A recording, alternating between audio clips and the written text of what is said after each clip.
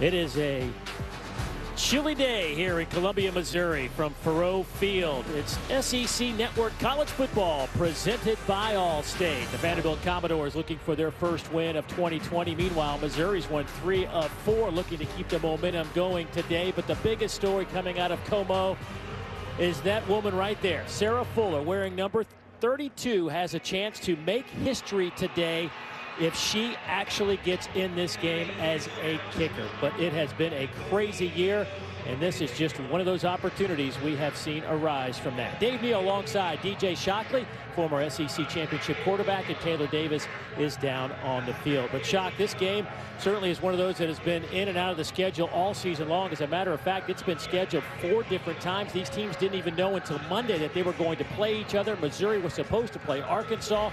The Hogs had some COVID issues. Vandy was supposed to play Tennessee. The SEC decided to rearrange the schedule, and here we are. How difficult is it for these coaches to get their teams ready for this one? It's very difficult because the uncertainty of 2020 is what everybody has talked about. And for Missouri, Coach Drinkwood talks about consistency in how they prepare, whether it's in-game, out-of-game. They have to prepare the same way. And for Coach Mason, he said adjust and adapt to what's going on with his injuries or anything else. They must adjust and adapt in the ballgame. And he is adjusting and adapting very well. And while COVID has changed and disrupted how we all operate on a day-to-day, even a minute-to-minute basis, it's also brought some of those opportunities that otherwise might not have occurred. And today will be one of those opportunities, as Sarah Fuller, a senior goalkeeper for the Vanderbilt soccer team, just captured an SEC tournament title last Sunday down in Orange Beach, Alabama. And because of the COVID issues among the Vanderbilt specialists, she's now been called upon to help the Commodore football team as their kicker. And when she does see action today, Sarah would become the first woman to participate in an SEC game, and for that matter, a Power 5 game. College football history will be made today. Taylor Davis is down on the field, and Taylor, you just spoke with her parents. What did they have to say about this monumental moment? Absolutely. Brandon and Wendy Fuller obviously beaming with pride here today to watch their daughter make history. They told me they could have never dreamed an opportunity like this would come her way, but they're not surprised Sarah got the call. They said she has always been a go-getter. She loves to compete, and when they talked to her before the game, she said she had no nerves. She has a job to do. Help Vandy get their first win. I think we all might be a little bit more nervous than Sarah and her parents, right? I mean, this is crazy. We've been watching her warm up for an hour and a half, and hopefully things will work out and we will get to see her in action today. So Missouri wins the toss. They defer, so Vandy will get the football first, and we'll see how this all plays out today. But I think these two clubs both in search of a win today here in Columbia, Missouri. Glad you could join us on what is a cool, crisp day here in Como. Vanderbilt, of course, trying to win for the first time since they faced Missouri a year ago. It's been that kind of season for the Commodores, but there have been signs of life, at least offensively, for Vanderbilt here in the last few weeks under their freshman quarterback. So that one will come out to the 25-yard line. And speaking of their freshman quarterback, there he is, Ken Seals. 3 300-yard passing games this year. Vanderbilt's all-time leader as a freshman passer. Those are the numbers. And DJ, what do you like about this young man? Well, the thing you like most is he's grown every single week from playing in the SEC. And you see him, he's under control, he's been poised. He's starting to take care of the football a little bit better. But most importantly, he has been a leader for this offense, and some of these older guys are depending on it. So it'll be 1st and 10 from the far hash mark for this Vanderbilt offense, scoring just under 17 points a game. First carry of the game goes to Keon Henry Brooks. And he's been out with an injury, but resurfaces today here in Columbia. And a first carry picks up 10 yards and a first down. Tempo, tempo, tempo under Todd Fitch, their first-year offensive coordinator, but certainly not his first year. 35 years in the coaching business, but obviously this offense starting to really find some rhythm under Coach Fitch. Yeah, and it starts with that run game like you mentioned today. This is a downhill attack style of run game. You're going to see a lot of RPO action in this ball game as well, allowing the quarterback to make decisions and get the ball to the playmakers in space. Going on 2nd down and 6. Pass is caught there by Cam Johnson, so 3rd down coming up for Vanderbilt. Yeah, Cam Johnson, pay attention to him today, especially on 3rd down. He's a guy they like to get the football to. 12 of his 44 on 3rd down. Third down and a yard. Did he get enough? I don't know if he did or not. Right at the 45-yard line. Looks like he's going to be about a half a yard shy. So already a decision for Derek Mason. Well, Randy is right now, I think, 7th year. And go for this.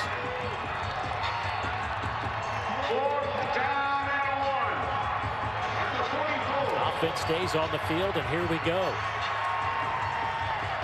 Vanderbilt this year, 8 of 13 on 4th downs. Hand it off to Brooks. I don't think he got it. They got right back to the line of scrimmage. Let's see if they can spot this football near that 1st down line, but I don't think they're going to make it. And Missouri's defense stands tall and gets the football for their offense. Yeah, you see immediate penetration right up the middle here. Right off that gut, and you see the contact right as he hits on that 49.5-yard line. He meets right in the hole, and nice job there by their senior leader in the middle, Nick Bowden, who we will talk a lot about today, but he stands up on his first series. Nick Bolton with 67 tackles on the season. Clearly their best defensive player and one of the best in this conference for sure. And so now Connor Bazelak takes over, and a short field for the Missouri Tiger offense from the 45. That first handoff goes to Larry Roundtree, and he'll get it down to the 40, so give him 5. But another freshman, Bazelak, though, a redshirt freshman, saw some action last year, but boy, he busted onto the scene. Didn't start the beginning of this year because Sean Robinson, the transfer from TCU, got the job. But what have you liked about the way he's taken over the reins of this offense? Just confident, big-time arm, not afraid to throw it in tight windows, and he also makes good decisions when going down the field. Pass is caught down around the 30-yard line. That'll be a 1st down.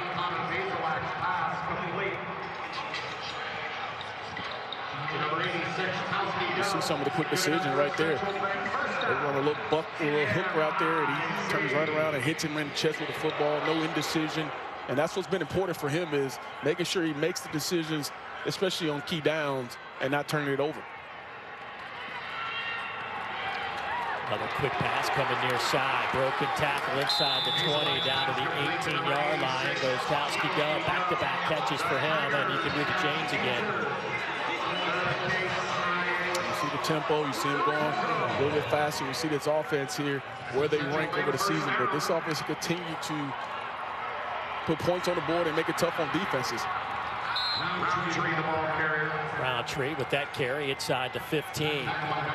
Roundtree coming off a 58-yard performance last week, closing in on 500 yards for this season for their all-time leading running back rusher, but still trails Brad Smith, who's the all-time leading rusher, the quarterback who was just sensational. His numbers are staggering in the run game.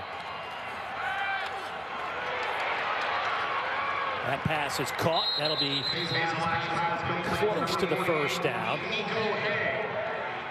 Nico Hay, the 6'5", 250-pound sophomore tight end, with his 10th grab of the year. Yeah, I love the slant-flat combination. The inside backer is who Connor Bazelak is reading. He goes with the slant, so he knows he has a flat route, hits him immediately, and picks up positive yardage. On 1st and goal, handoff, touchdown, Missouri. Larry Roundtree for the 6th time this year on the ground. Exactly how Missouri want to start this ball game. Defense gets Vandy's offense off the field, and then you come down and use what is your best threat in Larry Roundtree to punch it in the end zone and put 7 on the board here early.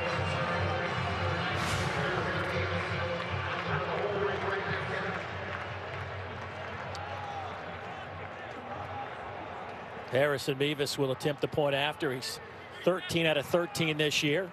A little low snap, but able to get the kick away, and didn't take very long. Derek Mason gambled on a 4th down at about a half a yard from his own 45.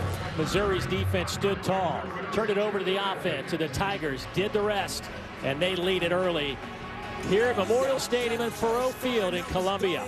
7-0 Tigers out in front.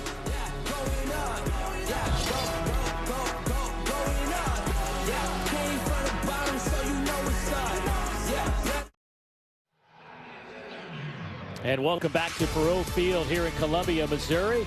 SEC Network College Football presented by Allstate. 11,700 fans allowed in this building today on a perfect football day.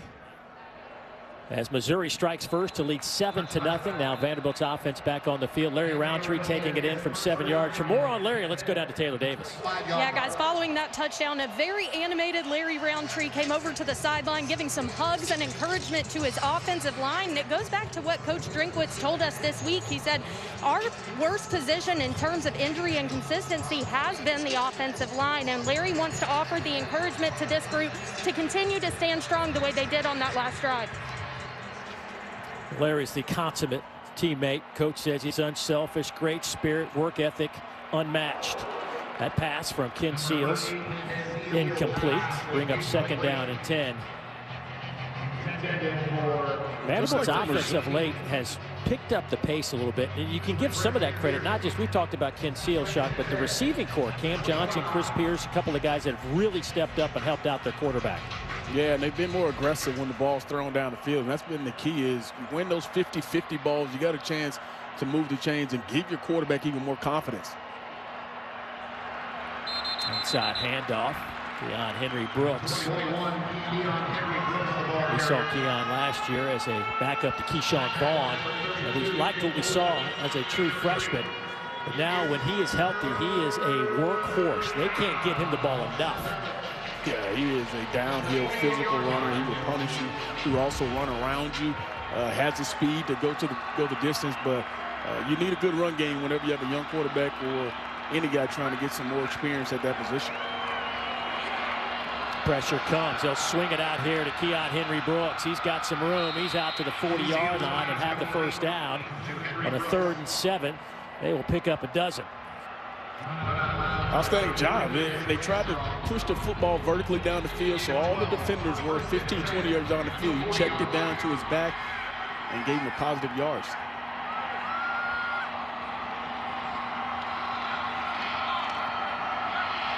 Ball sits at the 40-yard line.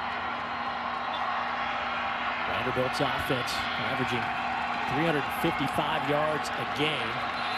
For 21, Keon Henry Brooks. Keon Henry Brooks with that carry, but this is an offense that the first 3 games after just 8 points of contest. They have pushed that number up a bit. You start looking at some of the numbers. They put up 35 in a loss to Kentucky a few weeks ago. Got off to a good start against Florida in their last game, but got stuck on 17, but really fought the Gators for a half. Yeah, they did, and I thought they did a good job of taking it to Florida in the run and the pass game. Weren't afraid to challenge them down the field. 4-man rush. Seals lofts it up just a little bit too high. Big collision at the end of that play, and Keon Henry Brooks is slow to get up. Tyree Gillespie came in late and hit Henry Brooks, who's been fighting some injuries all season long.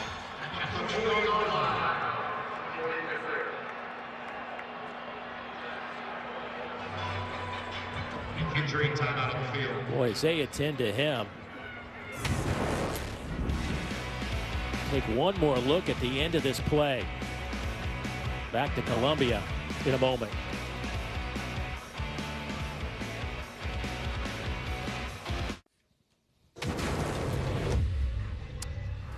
SEC Network College Football presented by Allstate. Derek Mason a little chapped right now as his perhaps best offensive player just injured a moment ago on a tail end of a play, on a pass play. It's Keon Henry Brooks. Got hit late on that, and rules analyst Matt Austin is with us. Matt, did you see anything on that play that would have warranted a flag or any type of violation? Well, I certainly understand why Coach Mason's upset. This is a totally unnecessary hit. The defender definitely saw the ball was incomplete. He came in late. It's a good little hit. It might even be some helmet contact there. So, yeah, I think coaches have every right to be upset, and I think this should have warranted a foul. Well, we saw Keon Henry Brooks get up and leave under his own power, and there was no targeting. So good news is Keon Henry Brooks looks like he's going to be okay over there on the sideline. I guess easy for me to say, as I'm not the one that took the shot, but Ken Seals takes a shot right around the 47-yard line as he tries to stretch it out to midfield. Now it's 4th down again for the Commodores, and here comes their punt team. Yeah, the pocket just collapsed on him a little bit. He had to climb up in the pocket a little bit sooner than he wanted to. Might have had a receiver coming across on the crossing route, but just didn't have time to see it and ended up taking off. And good job on Missouri coming up and making the play on Kim Sears to stop him before he gets that first down. Here's Harrison Smith to punt it away. Harrison, the junior out of Franklin, Tennessee, averaging 41 yards per punt.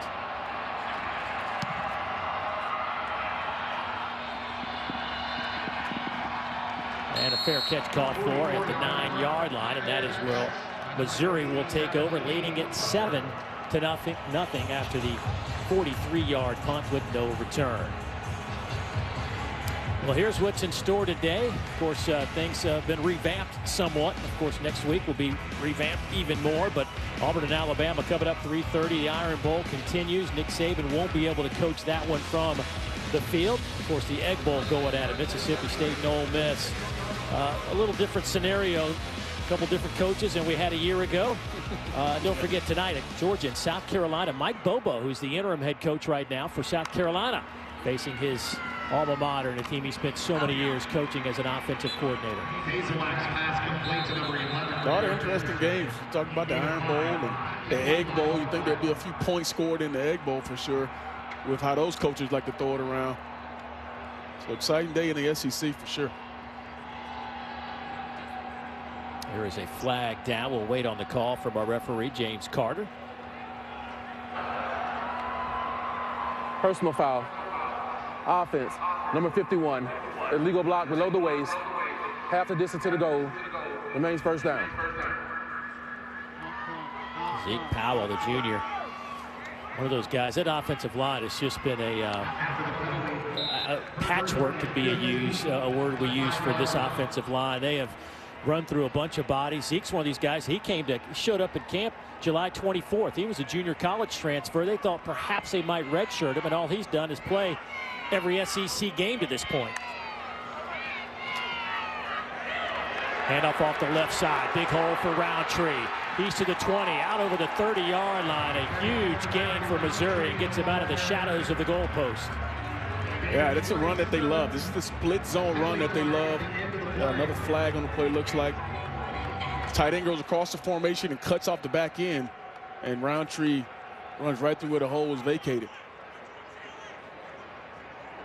Might have been a late hit on the sideline there. We'll wait for that flag. The call from James Carter.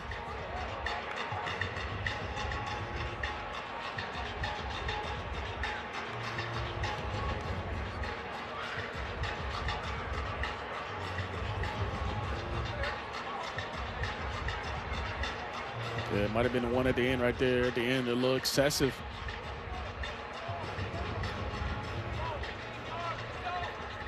To Ricky Wright. Personal foul. Defense, number 30, targeting. The previous play is under review. Current play is under review. We'll take another look at this as well. The Ricky Wright, the true freshman of Gadsden, Alabama, came in late.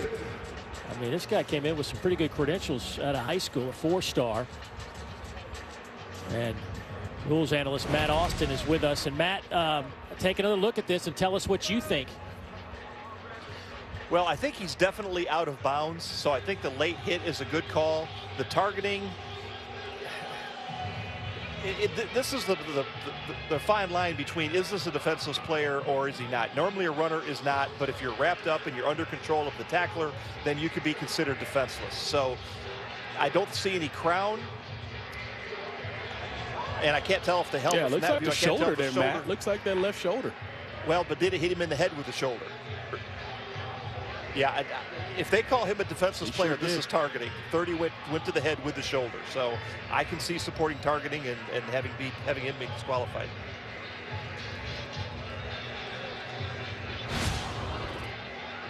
I mean, already this Vanderbilt defense is out so many players. They got a lot of X's on my board. Targeting on the play. Number 30 of the defense will be allowed to stay in the game.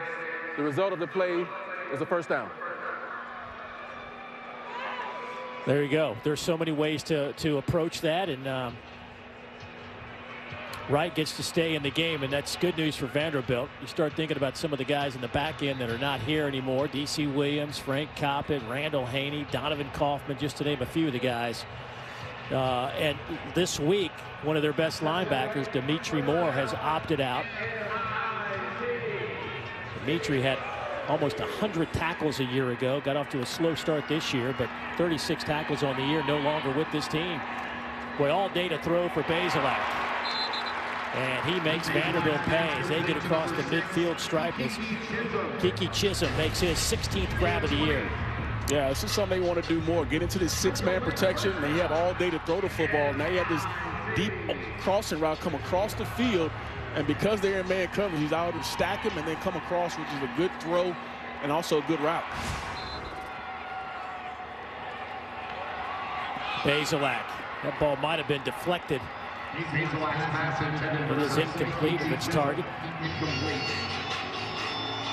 Well, we saw Bazelak in game 2. He came in for Sean Robinson when they were playing Tennessee Shock. And once Coach Drinkwitz put him in, just the offense just changed. I mean, he brought that spark, and he hadn't given up that job since. Yeah, this offense for sure has a different feel to it with him in the ball game because their ability to throw the football down the field, and he's pretty accurate with it too. Swing it near side. Pass is caught by Jalen Knox. That'll get it down to the 35. Let's get an update and head to the studio. Peter.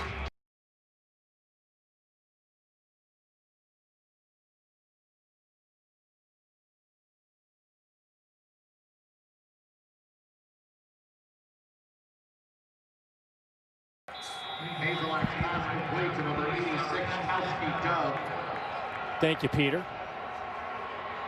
Gators fighting to crawl their way to try to get to an SEC championship game.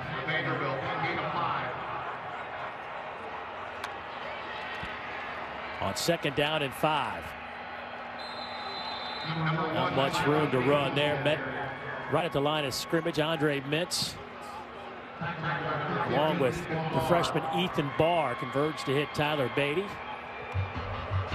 Yeah, Ethan Barr, one of the guys who is going to have to take up the load for Dimitri Moore, who you just mentioned will be out. So got a couple of guys, Austin Orji, who looking to be in that spot as well to fill the void of what Dimitri Moore left.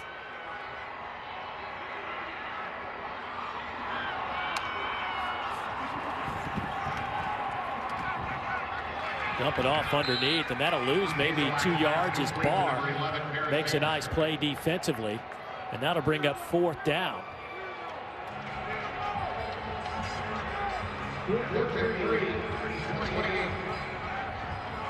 So from the 28-yard line, here comes the field goal unit, and Harrison Mevis, whose career-long 52 came against LSU.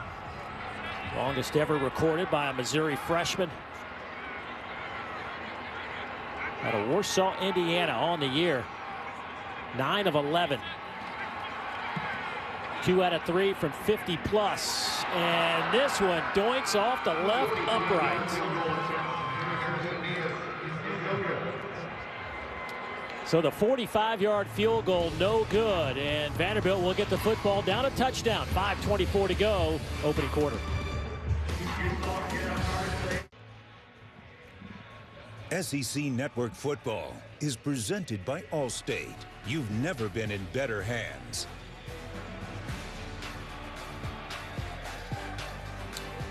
History could be made today at Faroe Field as Sarah Fuller could become the first woman to participate in an SEC game, a Power 5 game for that matter. Talking to her parents and her boyfriend before the game today.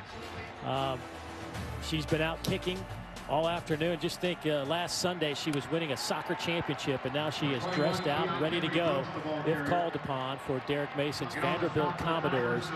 And she was quick to say, I'm all in when given the opportunity. I mean, how pretty cool is it? We talked about all the things that have going on in 2020, the way teams have to adjust and trying to find a way to make things right. And what a great story it would be if she gets the opportunity to kick a field goal or an extra point today. Vanderbilt's offense will need to pick up the pace just a bit. Second down and 10, under 5 minutes to go in the first quarter. Underneath pass caught around the 38, falling forward to the 39 is Chris Pierce. who has gotten red hot the last 4 games. Been finding the end zone, has 5 touchdowns this year, including a touchdown grab in 4 straight games. Yeah, Dave, that's the 3rd most in the country in that span. So getting him the football and allowing him to break tackles is what makes him really special. And Silvy's done a good job of getting it to him. Keon Henry Brooks bounces off one Missouri defender across midfield into Tiger territory. Good run for Keon Henry Brooks, and glad to see him back on the field after that shot he took on a prior possession. And don't you like that? Nothing really there. Missouri did a good job at the point of attack, but he has a good job of just being patient and bouncing that football outside and using his speed to get upfield.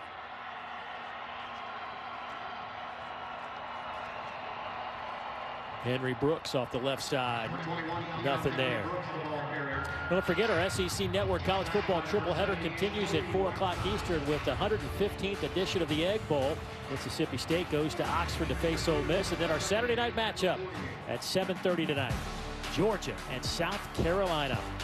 JT Daniels, what a game he had last week. My goodness. Inside handoff goes to Mitchell Pryor, the walk-on. He led the team in rushing against Florida last week with that carry. But how about JT Daniels? It was fun to watch last week. We had a chance to do the game, and watching him bust onto the scene and play the way he did. I know a lot of Georgia fans are like, where has that been? But he was pretty darn good in his first outing there in Athens and showing exactly what that pass game can look like under offensive coordinator Todd Monken. Pryor slides back into the backfield.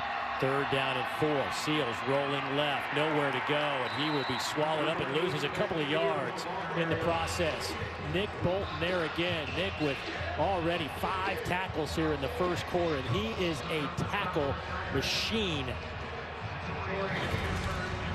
If you got the ball in your hand, you see him. He is trying to play in between the receivers and the quarterback, giving himself an opportunity. If he has to go attack, which he does, and looks around and says, all right, you guys got them all covered, I'll go make the play.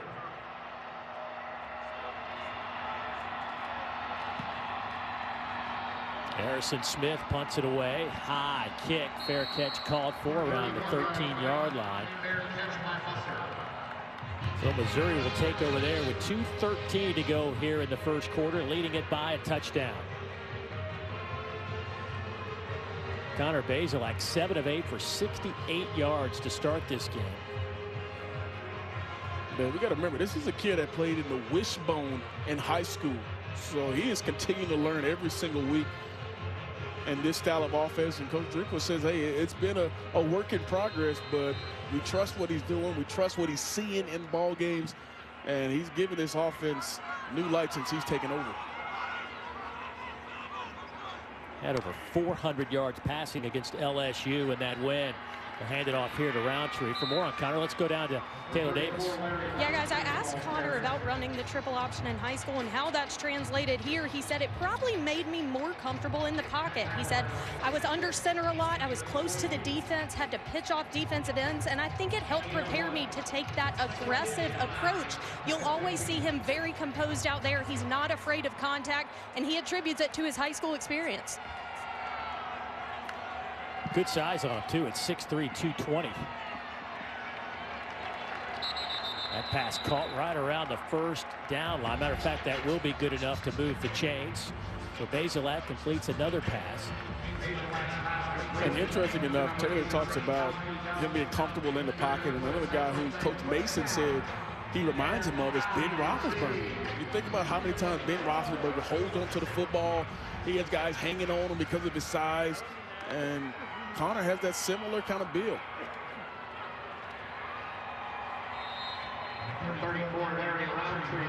Larry Roundtree on that carry. Bazelak, though, you got to like his demeanor. Look, this is a guy that blew out his knee. Got to start against Arkansas last year at the end of the season and had to spend pretty much most of his rehab time during the quarantine period working, making sure he was getting himself right.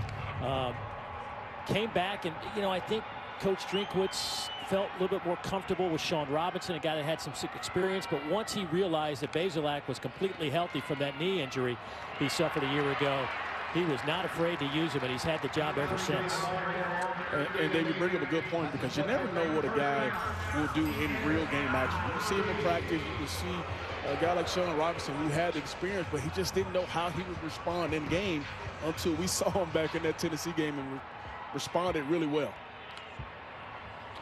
Nice drive here by the Tigers. Little play fake. Bazelak will throw, and this one is batted away, and it'll be incomplete. It'll be 2nd down and 10 coming up, trying to hit Kiki Chisholm on that rack. Yeah, nice job, Alan George on the outside. Never really forced him to go vertical, so Alan George sat all over the route and was there when he turned around. So good play on the outside for George. Not getting the PI, but just being aggressive on the corner.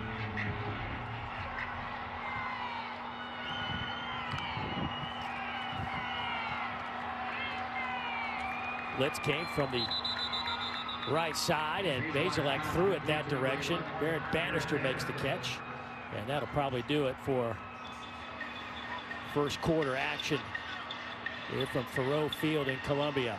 A lot of eyes on this one, waiting to see if Sarah Fuller will get on the field, but so far the story's been Missouri. They're driving again. They lead it by a touchdown after 15 minutes.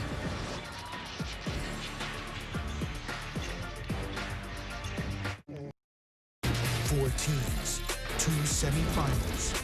New Year's Day, the college football playoff lives on ESPN.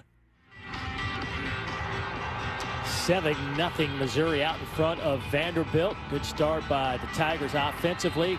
Larry Roundtree the third, 53 yards on the ground. Connor Bazelak 9 of 11 as Missouri continues to move the football down the field against Vanderbilt. This pass is caught across midfield.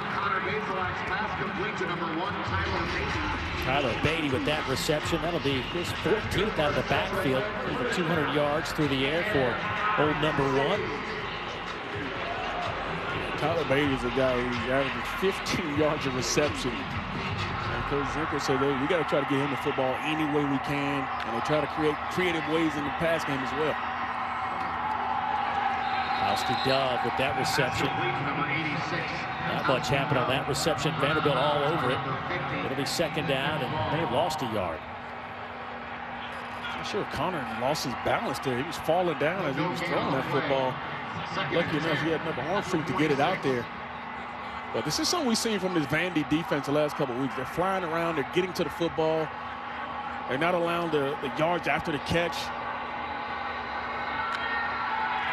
Beatty comes in motion. They'll fake it to Roundtree. A little roundabout. Jalen Knox coming around the corner and met there by a couple of jerseys. Good open field tackle by Maxwell Worship. And I know Dario Dangle, number 10, does not make the play, but he stays at home, and he forces this football to stretch it all the way out, and now he allows his other guys to get to the point, and then you see a good tackle by Maxwell Worship. Well, Dario has been really good on the edge, getting upfield. He's changed his game as far as being a good versus the run, but that shows you a play right there. He plays with all out effort. He gives everything he has for this Vanderbilt Commodore defense. Bazelak underneath to Beatty, trying to reach that first down line, but Commodores swarm to the football and keep him 3 yards shy. So it'll be 4th down and about 3 coming up now for Missouri. Kind of in that no man's land. Yeah, and this is prime territory to go for. You see Bazelak is still on the field, bringing in extra receivers now. 39-yard line.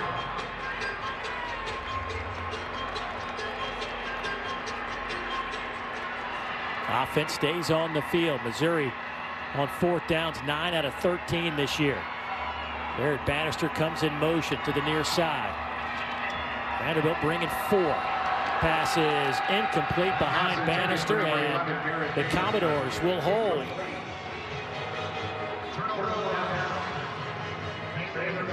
A big stand by Vanderbilt. They'll get the football back.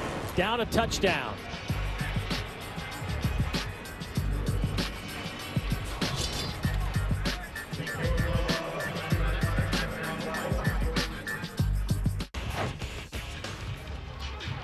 That'll probably be a good finish at the end of the day, and we're waiting for Sarah Fuller maybe to finish one off here.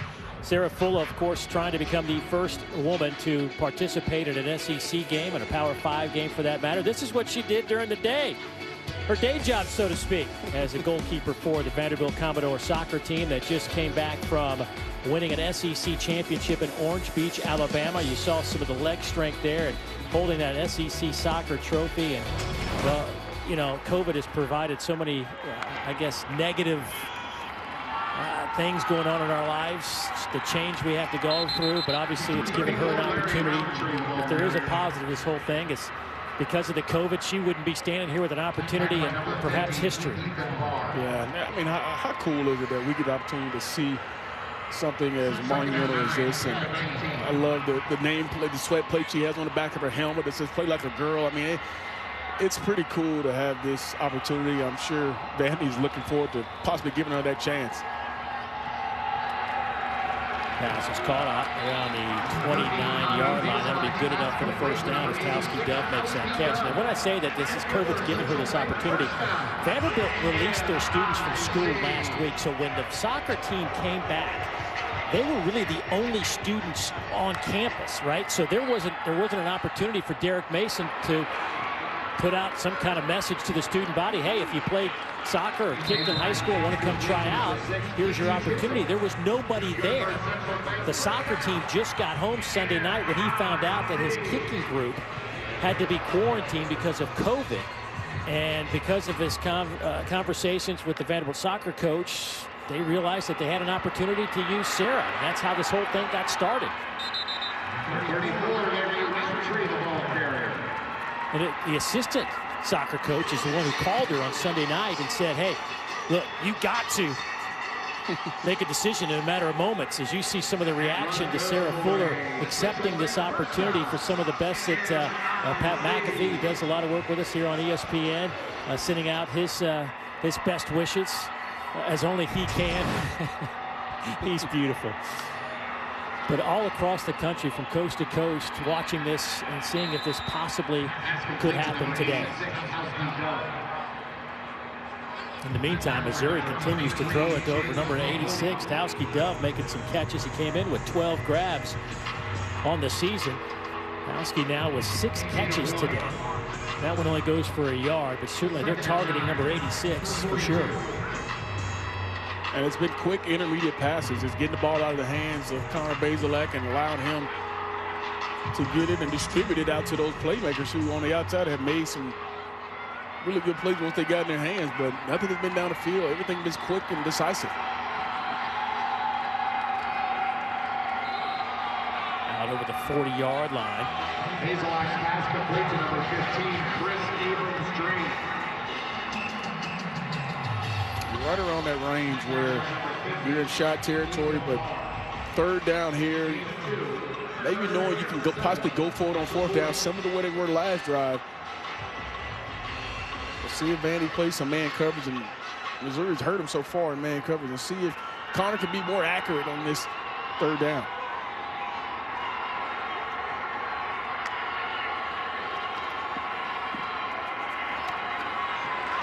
Pass caught. Here's Towski Dove again. To number 86, Towski Dove. Dove Nice had a great touchdown reception versus South Carolina last week from 20 yards out. They keep feeding him here today. Yeah, nice calm throw in the pocket from Connor. They played to Tampa. He just found the void in that zone. Roundtree stutter steps out of trouble. Breaks another tackle. Larry Roundtree, the third. Still on his feet, gets it inside the 10-yard line. What a run by Larry.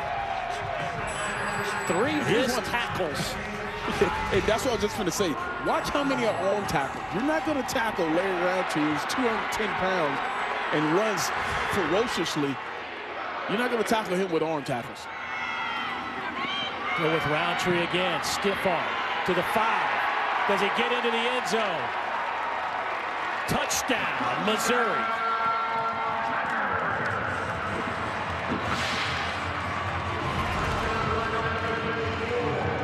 This ball is supposed to go inside. It bounces the ball outside, and then you saw the stiff arm there as you saw Anthony Orton trying to get him. But once again, arm tackles would not get this big physical back who invites contact, but also can run around you as you saw there.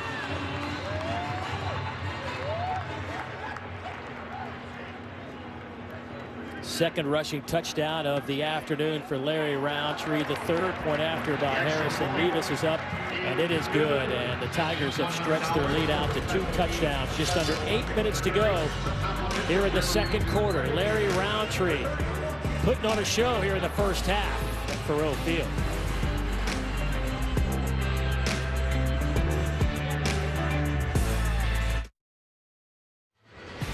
Hey, don't forget, coming up tonight at 10:30 Eastern, 9:30 Central, tune into SEC Football Final. Dari Noka, Gene Chizik, and Chris Doring. He'll break down all the action from this Thanksgiving weekend. It's SEC Football Final right here on the SEC Network. And, of course, you can always see it on the ESPN app. Well, down in the end zone, they certainly have spaced it out for people to keep their distance. But on this Thanksgiving weekend, not a lot of folks filling up the hill, as Missouri leads Vanderbilt 14-0. 18% capacity, so about 11,700 in attendance. But I like those folks staying in their box, right? These folks paying attention to detail. Well, Ken Seals back in the game as Vanderbilt's offense takes over. For more on that, let's go down to Taylor.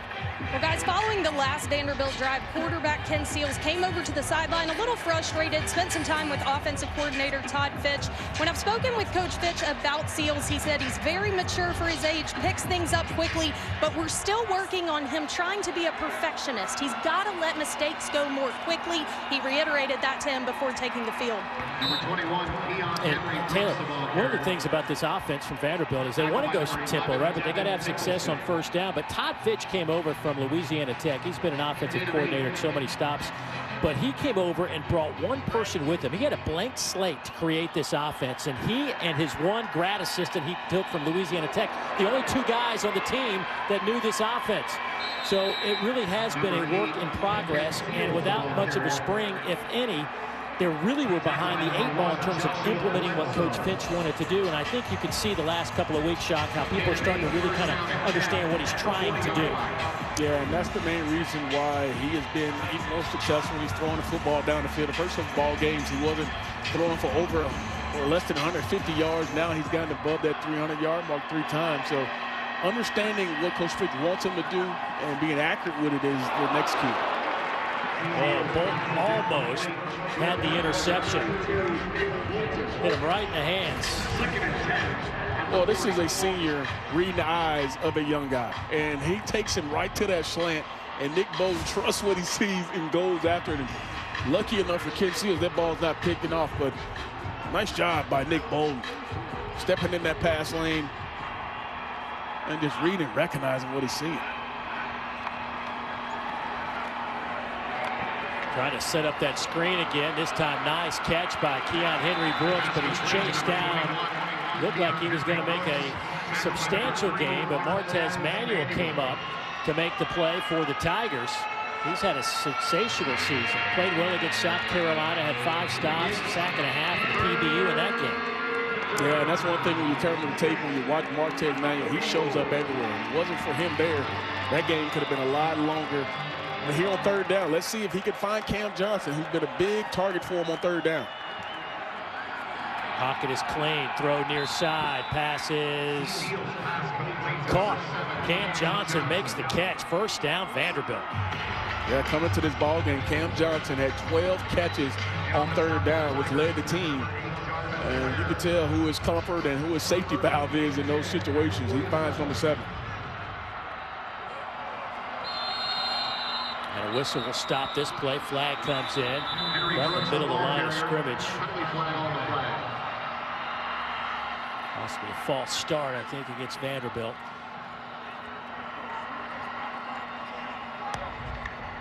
Prior to the snap, false start. Offense, number 62, 5-yard penalty. Remains first down. Boy, Shock, those are those things, right? You start getting a little momentum and boom. We talk about it all the time. Staying on schedule. You just got a big first down conversion. Now you're on the move. And the one phrase that they love to use, Coach Fitch says, is tempo activates opportunities. They were going to use a little tempo. You get the false start by Hernandez. But now you're back behind the chains trying to chase him here on first down.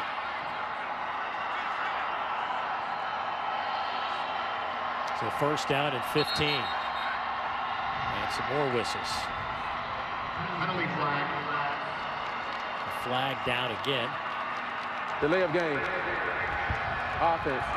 5-yard penalty. First down.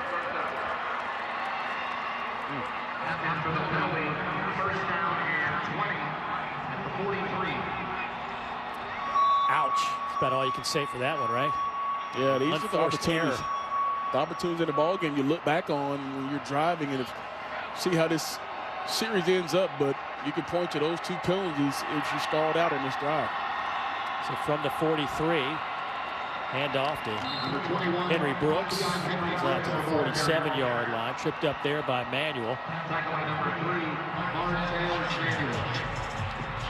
Best drive of the game so far for Vanderbilt. And now they've got an injured offensive lineman who just was trying to get to the sideline, it looked like, and just collapsed. Julian Hernandez, it appears at 62. While they attend to him, we'll step aside. Back in a moment.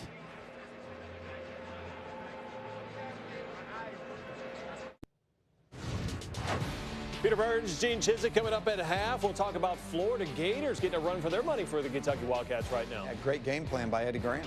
So far, so good. No Saban for the Iron Bowl, of course. We'll break down that game. And then what are you seeing right now here? Larry Roundtree on a roll, averaging 8.5 yards a carry. See you at half. Back to Dave, DJ, and Taylor. Come on. Thank you, Coach Chizik. And Peter? Yeah, Larry Roundtree's been special so far here in the first half. Vanderbilt trying to cross the midfield stripe as that ball is loose. Seals hit. No whistle. I don't know that he got that ball forward. That may be a fumble. Let's see who has it. Ball came loose.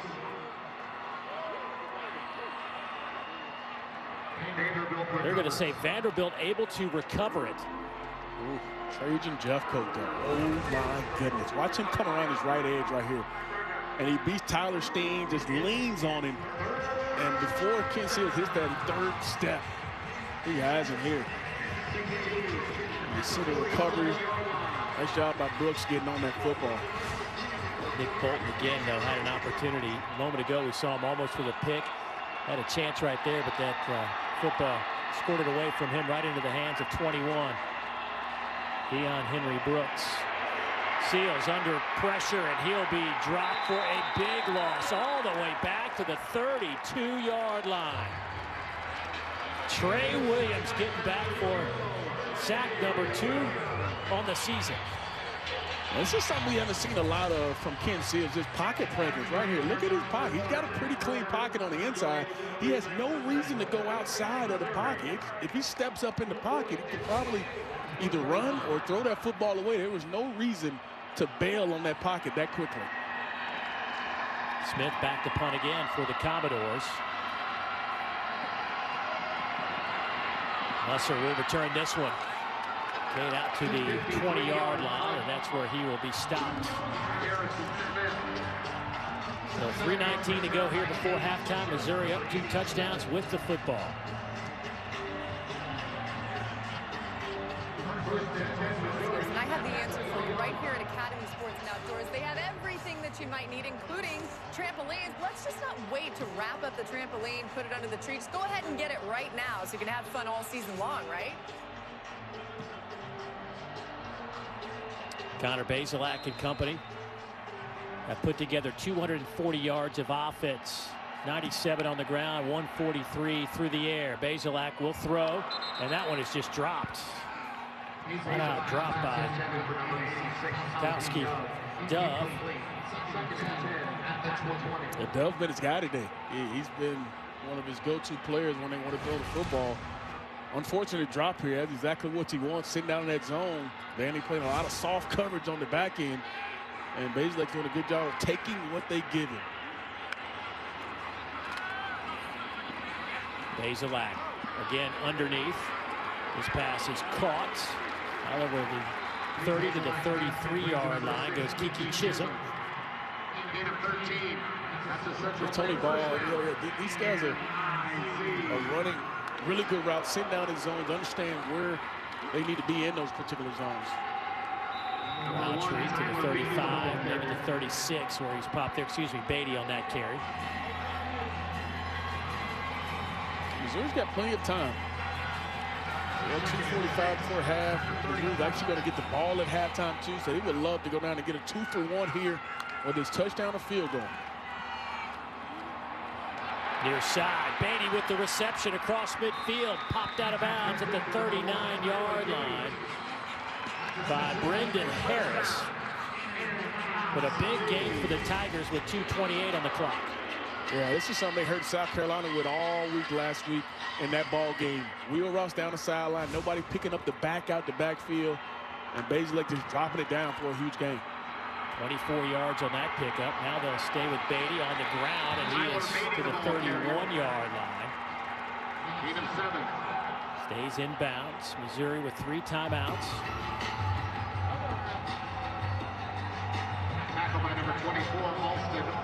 Nothing is stressing this offense from Missouri right now. They have everything they want. They're throwing the football with ease. They're finding the zones when they play zone, and they're confusing Vandy sometimes when they try to go with these man beater routes.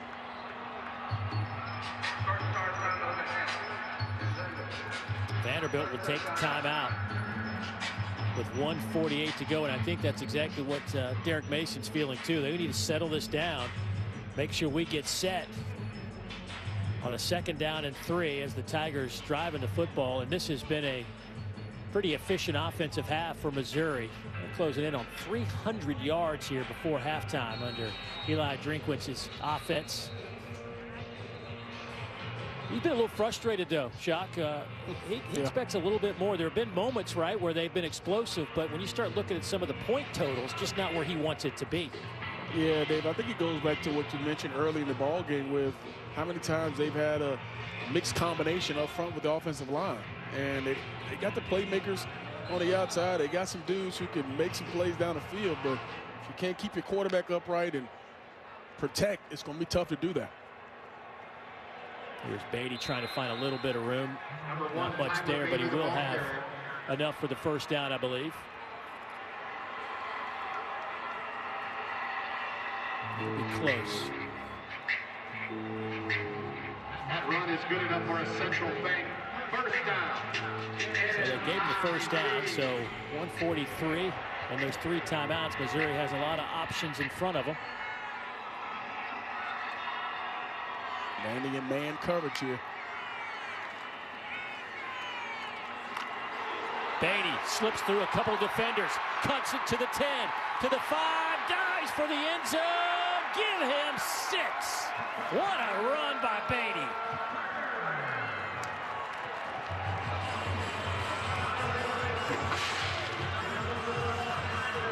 And he went to his man beater at the bottom of the screen. They motioned Beatty out. And as soon as you see the linebacker come out of the box, you knew you had man coverage.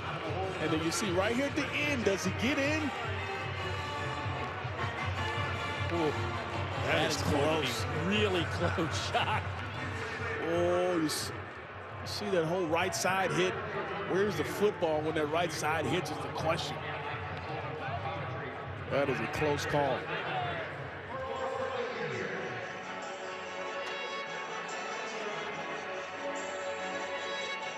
Matt Austin, you watching this as well as we are. Did you see anything that would make him be short of that goal line? At about the 1-foot line, right about there.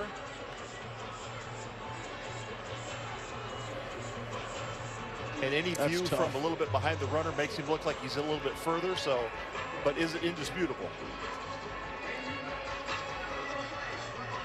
Wow, that is, talk about splitting hairs, right? I mean, that is. Yeah. Yeah, Matt, I think you're right. I think it is it indisputable video evidence. I don't necessarily know that it's there. Got to leave that. Great effort though by Beatty, and great call by Drinkwitz and his staff on that particular play, catching Vandy in man coverage and calling the perfect screen. After review, the runner's right elbow was down prior to crossing the goal line. The ball will be placed at the 1-foot yard line, where it'll be 1st down. Well, I guess if you're Missouri, this isn't the worst case scenario. Obviously, you want the 6, but you can eat up some more clock, right? Yeah. Before halftime. Well, there's something in me, Dave, that says 34 may have a chance at this.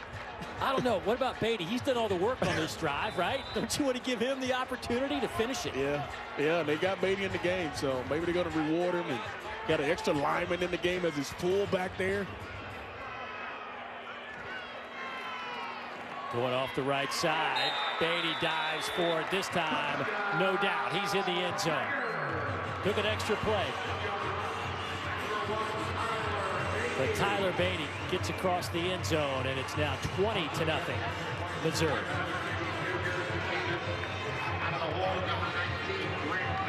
Missouri's been the more physical team up front running the football, and they've been the most efficient throwing the football. So this has been a really good first half display from Missouri on the offensive side of the ball.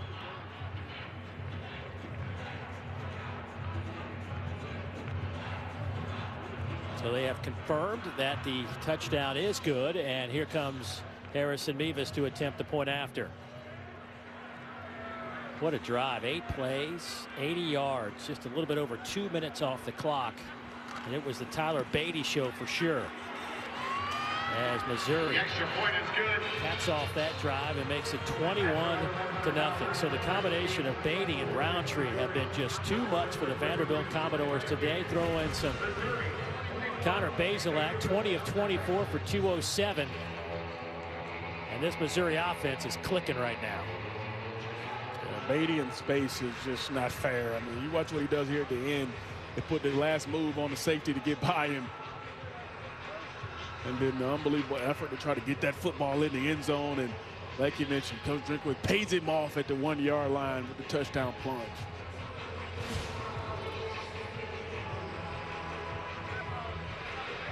So Beatty's carried it 5 times for 18 yards. He has 4 receptions for 68 yards.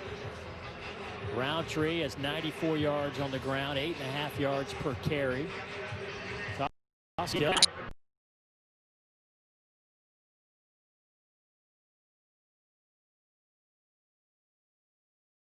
Seals 6 of 11 for 44 yards. Vanderbilt with 90 total yards of offense here in the first half. Coming to this ball game, Ken Seals had his best week throwing the football vertically down the field. Last week was his highest yards per attempt at 9.4. They're going to need a couple of those chunk plays to get going, and it starts on first down. He has to find a good completion to get this drive started.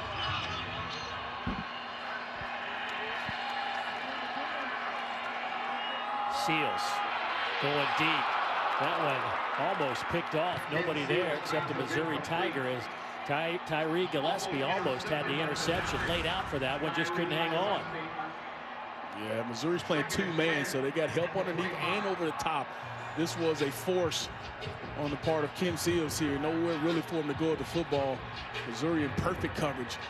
Unable to come down, which would have been a huge interception before halftime.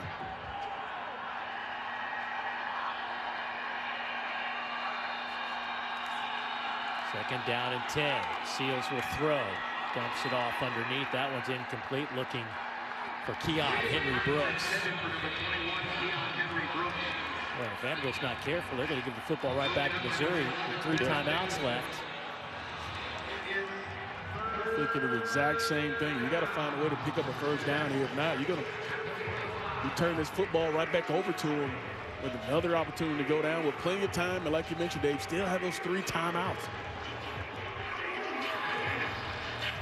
Vanderbilt just 2 out of 7 on third downs.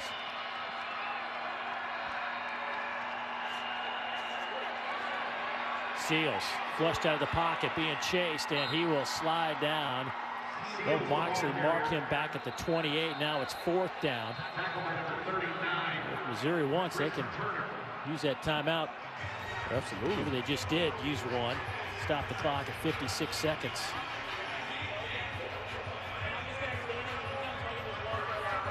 Yeah, he's going to have pretty good field position. Unless you boom one, but plenty of time for Missouri. 2 timeouts. This is what you work on Wednesdays and Thursdays. Is just 2-minute drive.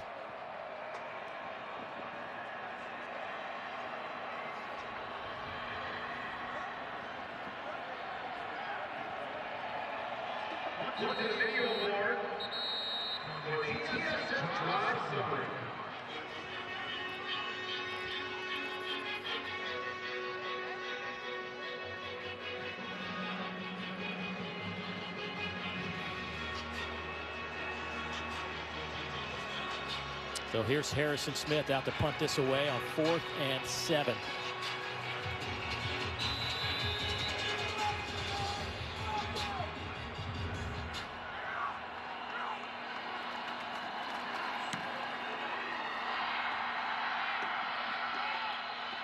To the sideline, fair catch called for around the 30-yard line. Of course, we've all been waiting. There just has not been an opportunity to this point for Sarah Fuller to become a part of this competition. Her parents are here, grandma, granddad, boyfriend, best friend. Of course, a lot of folks around the country paying attention to see if Sarah Fuller could become the first woman to participate in an SEC and a Power 5 game. Jessica Mendoza, who's broken down a lot of barriers in her lifetime, tweeting out how big a fan she is of this moment. Hopefully, perhaps we'll see it to start the second half, when Vanderbilt will have to kick off to start the second half. But Jessica Mendoza sums it up in a year of firsts. Sarah Fuller's fresh off an SEC championship, and Saturday she could be the first female to play in a Power 5 football game. So we're all rooting for it. Just the opportunity hadn't been there. Vanderbilt's only been cross midfield one time today, and it was short-lived because they had a 5-yard penalty and brought them back to the other side. Bazelak, the throw. Pass is caught. Let's go down to Taylor.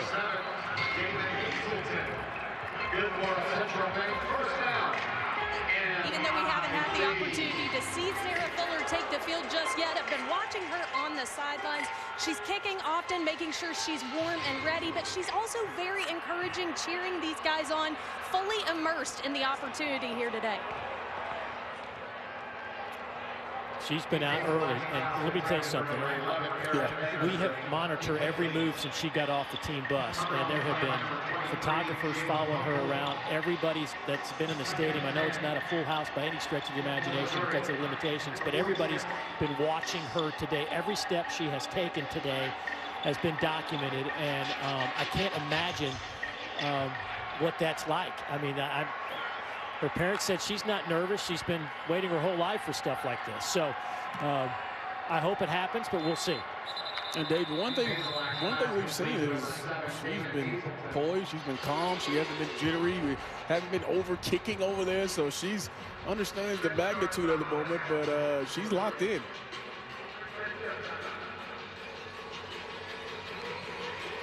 So a timeout taken there on a 3rd down. No matter what happens here today, she walks away as an SEC champion with the Vanderbilt soccer team, which will wait. The NCAA has postponed the NCAA tournament, the fall championships, to the spring. So Vanderbilt will have an opportunity to compete for that in a few months. But in the meantime, here she is. She was going to go home for Thanksgiving, right? Go back to Wiley, Texas, hang out, have some turkey. Next thing you know, she's kicking footballs. Try to make this just wrap your arms around this story. I mean, it's crazy. I love the fact that Coach Mason told us her first day, and you see Coach Drinkwitz coming over and giving her a fist bump here. This is pregame, talking to her, and I think everybody just understands how cool this is, the moment. But Coach Mason said the first kick she had on Wednesday crushed it right down the middle. Yeah, team went nuts. Bazelak dropped it midfield. Had a double clutch, and the next thing you know, Dayo Dangbo got through there and put him on the turf. Mr. And now it's 4th down. Every week he has shown up, no matter what's happening around him, no matter the injuries in the secondary. One guy Vandy has always been able to depend on is Dayo Dangbo.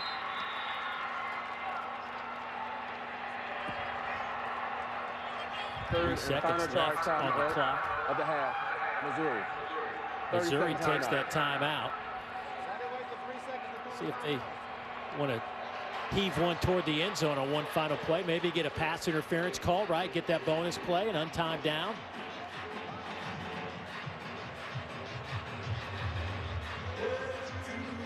And again, we will wait and see if she does come out and kick off. We didn't see in warm-ups today anybody else kicking the football. We saw Harrison Smith practicing his punts, but nobody else was kicking.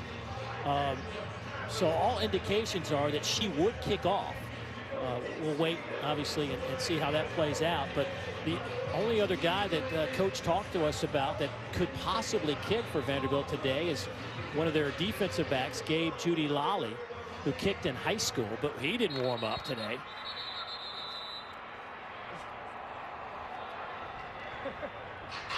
Second charge timeout of the half. Vanderbilt. 30-second timeout. Yeah, look, cat and mouse here. Coach Mason wanted to see what they were going to do, how they were going to line up. Now he's got to get his defense right. So nothing slips through the cracks here the last 3 seconds before halftime.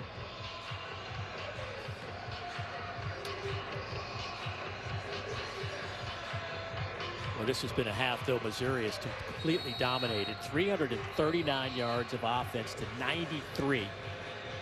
They've thrown it for 235, rushed it for over 100.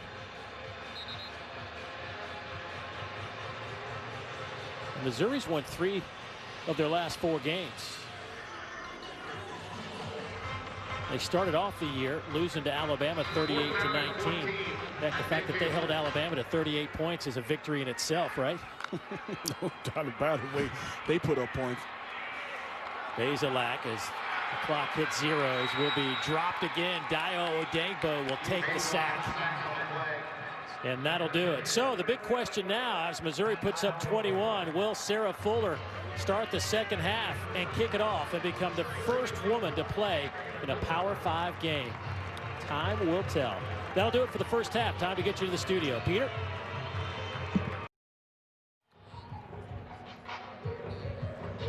This would normally be a 21-0 game. Probably not a whole lot of interest with a 3-score advantage for Missouri, but there is huge interest because we are about to witness history in college football.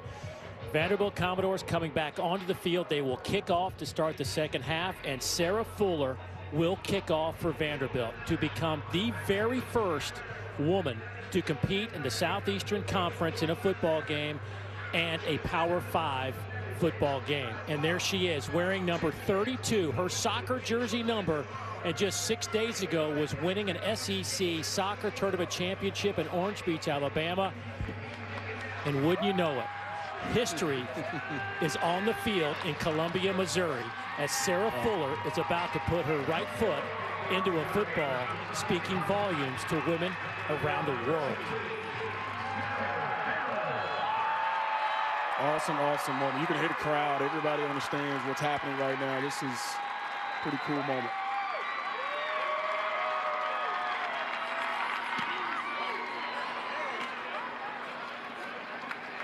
And the kick down at the 35-yard line, and Sarah Fuller. Happy Thanksgiving. What a day. What a day in college football. Her mom and dad on hand to witness it. Her boyfriend, her best friend.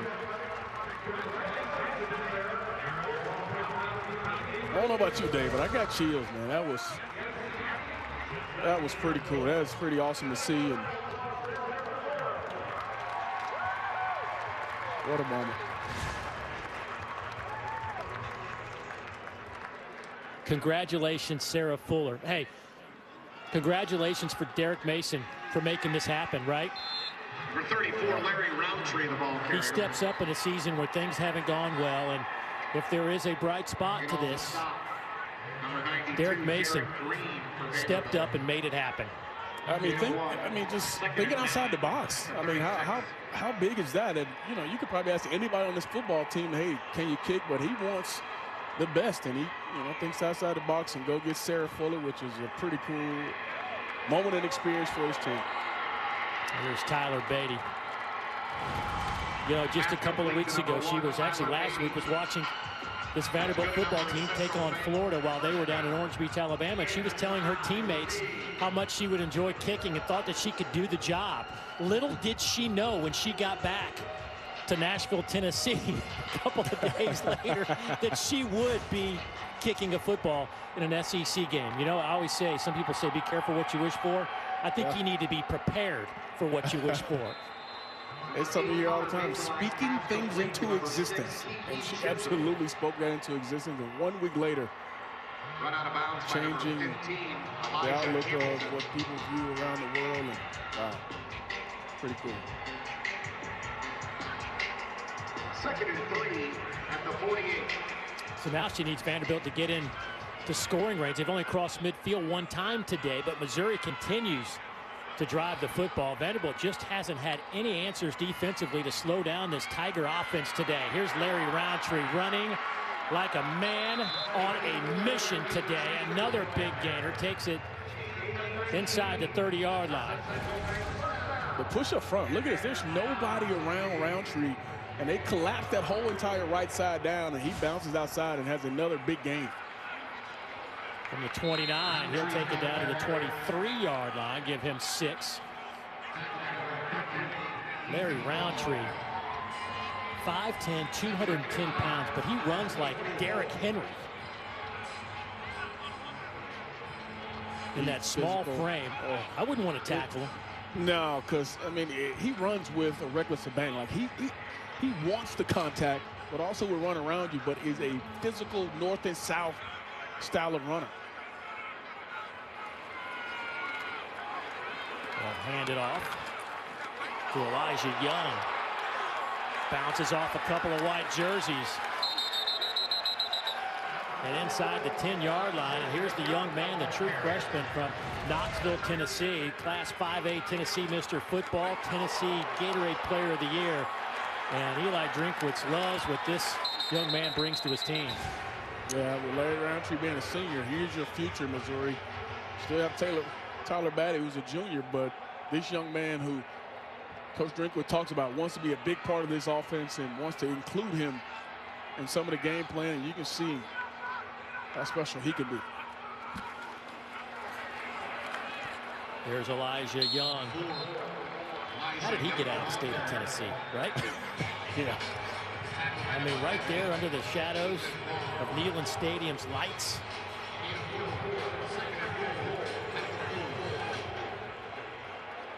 It looks like he's going to have a bright future and come on for sure with the way he runs the football. We talk about taking him out the ball game, Dave. I mean, we talked about it with Beatty. He got him down there. Yeah, but it's a senior, Roundtree, right?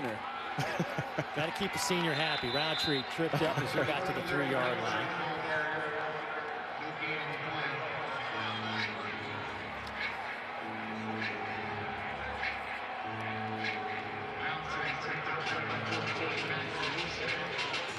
Roundtree today,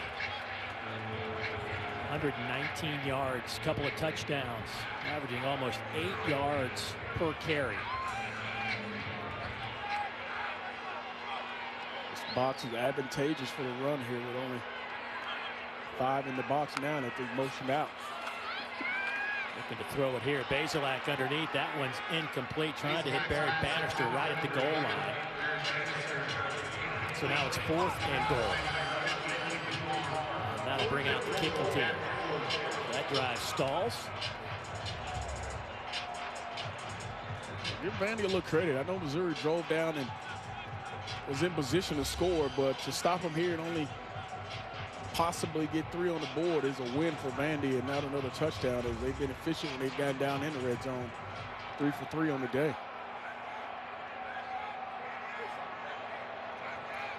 So a 21-yard field goal attempt from Harrison Mevis. Kick is on the way, and it is good. Mevis missed one earlier from 45, but connects here. Speaking of connects, Sarah Fuller connected with its kickoff to start the second half, and history was made. The first woman to play in a Power 5 game happened just moments ago.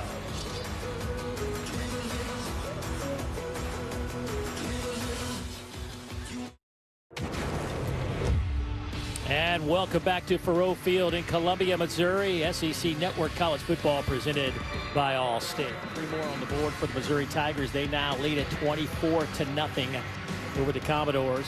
10:35 to go in the third quarter. Dave Neal, DJ Shockley, Taylor Davis down on the sidelines today on what's turned out to be a gorgeous afternoon here in Como. Vanderbilt, though, offense not so gorgeous. They have struggled, but we have seen Sarah Fuller get into this game on a kickoff to start the second half. Now she'd love an opportunity to kick a field goal, but they got to get across midfield to at least even think about it. Go back to that for an extra point, right? They had 2 drives before that, for halftime, and had a chance, got past the 50, and had those 2 penalties that hurt them. And they were actually having their best drive of the day. So from the 25-yard line, Keon Henry Brooks with a nice run. Good start there. That'll set up second down at about 4. Let's go down the sideline, check in with Taylor. I spoke with Coach Mason after halftime. He said offensively, we just haven't found our rhythm. He said they're giving us opportunities to run the football. He planned to utilize that more in the second half like we just saw on that run. He said the pass game is the issue. He challenged his quarterback, Ken Seals, to commit to the pocket more, find his targets in open space, and make composed throws. Keon Henry Brooks should have enough for the first down on second down and 4. Henry Brooks took a shot back in the first quarter. Yeah. Didn't know if he was going to be able to stay in the game, but he's toughing this one out. Glad to see him back and fighting, and you can see the effort here as they start their first series of the second half is running the football. Coach Mason just mentioned, told Taylor, hey, we got to make sure we run the football and be more physical to give our quarterback an opportunity on third down. They will swing it. Nice move by Henry Brooks. Breaks the tackle, runs hard across the 40 to the 42. And again, setting yourself up second down and 2 or 3 yards to go. And now you've got a lot of options if you're Vanderbilt and offensive coordinator Todd Finch. Yeah, and you pick up a positive yards and you use tempo now. Try to keep Missouri in this stagnant defensive front here. And Henry Brooks out over the line to gain, so that'll be a fresh set of downs now for the Commodores. And here's the confidence building for this offense already. You've got a couple first downs already. You're starting to move the football. Now you got to continue to be consistent in the play calling and also in your decision making if you're Ken Seals, because they ask a lot of him in the running pass game. We see Brooks look like he's ailing a little bit. Hopefully he's okay, because they need him a part of this offense. Well, it looks like he took a shot to that right arm. Jaden Harrison trying to get around the corner. Well played by Missouri. He'll lose 5 yards on that play. A sophomore from Nashville, Tennessee, couldn't shake free. And Dave, that's what I'm talking about. I'm just not a fan of that particular play. You were running the football, you were being consistent, you were moving the chains, and you try to get a little fancy and go with the reverse. And now you've lost 4 yards, and now you're back into a second and long where you're forced to throw the football almost. Yeah, second down and 14. 4-man rush, delay handoff, goes to Mitchell Pryor, and Nick Bolton all over it. Bolton with his 10th tackle of the game. That's 5 10-plus tackle games in 2020. 10 tackles, 1 behind the line, a sack, a quarterback pressure, a pass broken up. Just a routine afternoon for number 32. Yeah, that's exactly what it looks like every week. Fills up the stat sheet, always around the football. And he's hard to block. That's the other thing, is linemen try to get up on him, and he's just so hard to block because of his speed and recognizing things so fast. Three-man rush on 3rd and 16. Seals buys a little bit of time, throws on the run. That pass is going to be caught for a first down. Nice grab by Amir Abdul-Rahman, and that's a first down for Vanderbilt. And this is what they like about Ken Seals. This is where they say this guy can be one of the special ones here at Vanderbilt. He found a way to move up in the pocket, had a guy probably 5 or 6 yards out in front of him, and didn't throw it to him, found his receiver on the sideline and delivers an accurate throw. Pearson motion, they'll fake it there, hand it off. Loose football on the turf. And Missouri will have it. Tackled by number 11, Devin Nicholson. Nicholson will come up with the football. Recovered by Missouri. Excuse me, Jarvis Ware will come up with that football. Fumble was recovered by number 9, Tylee Gillespie. We're just fighting for extra yards here, and as he's going to the ground, it looks like they rake at that football. Have to check and see if he didn't get a arm or elbow on the ground before that football came out. First play is under review. This review is brought to us by Columbia. I don't know. He was on his way down to the turf. I didn't see anything hit the ground. His backside looked like it was going to be the first to touch, and it hadn't hit the ground yet when that ball came free. Yeah, he is. Yeah, that ball's coming out. Yeah. I mean, even though he looked like he was kind of on Jeff Coat there a little bit, but that ball looked like it was absolutely moving. Jarvis Ware came up with that fumble recovery. And it snuffs out what looked like Vanderbilt's best drive of the afternoon. After review, the ruling on the field is confirmed. First down, Missouri.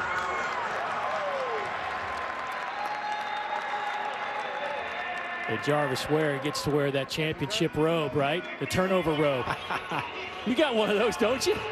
I do, man. I do. I got one. I got it on right now, matter of fact. You're all fired up for that Mike Tyson fight tonight, aren't you? Roy Jones tonight, you know. A couple of 50-year-olds going at it.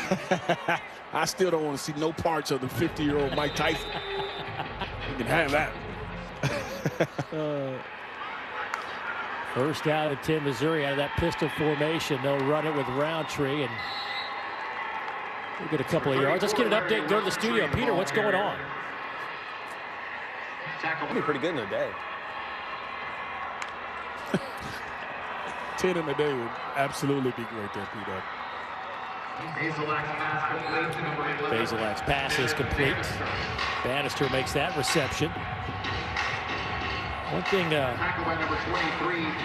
right before halftime, I didn't have a chance to get in before we went to a halftime break, but Towski W had a great first half with 8 catches, left the field. He was injured going into the locker room, and he just pops back out onto the field right now, which is a good sign. I didn't know the way it looked going in. I wasn't sure we'd see him again in the second half, but Towski is there. 8 catches for 62 yards. He came in with 12 catches on the year. Roundtree runs out of bounds around the 34-yard line. Shouldn't be that easy. How about the play call? I mean, you get into a too tight end formation, looks like heavy run. It's 3rd and 1. Everybody looks like they're going downhill. You go hard play action, and then here comes Roundtree popping out in the flats over here. It's just tough. Riggowitz is doing a good job of changing up the look on Vandy's defense, and they pretty much got everything they want. Ethan Barr, the true freshman linebacker out of Flower Mound, Texas, trying to work against the senior Larry Roundtree. They love Ethan Barr, but boy, as a true freshman trying to get matched up with 34s, it's a tough task. There's Roundtree again down to the 27. Again, Roundtree, the school's all-time leading rusher at running back. Brad Smith, their all-time overall leading rusher. Brad Smith 1,000 yards ahead of Larry Roundtree right now, just to give you an idea of how good Brad Smith was. Productive day for Larry Roundtree, to say the least there, Dave. 7.6 yards a carry. Basilak. Incomplete as he overthrows Nico Hay. Nico ready for a little breather.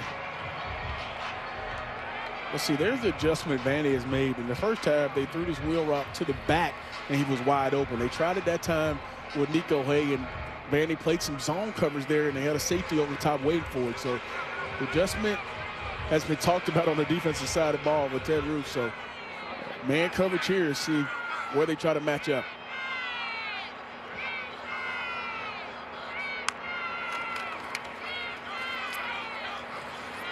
Roundtree. This time, Vanderbilt able to get multiple bodies around him. No gain on the play, and it's 4th down. Anthony Orji right there in the middle of your screen right there does a good job of shooting that gap. They had everybody blocked except for him, and he met Roundtree right in the middle of that hole and forced his 4th down.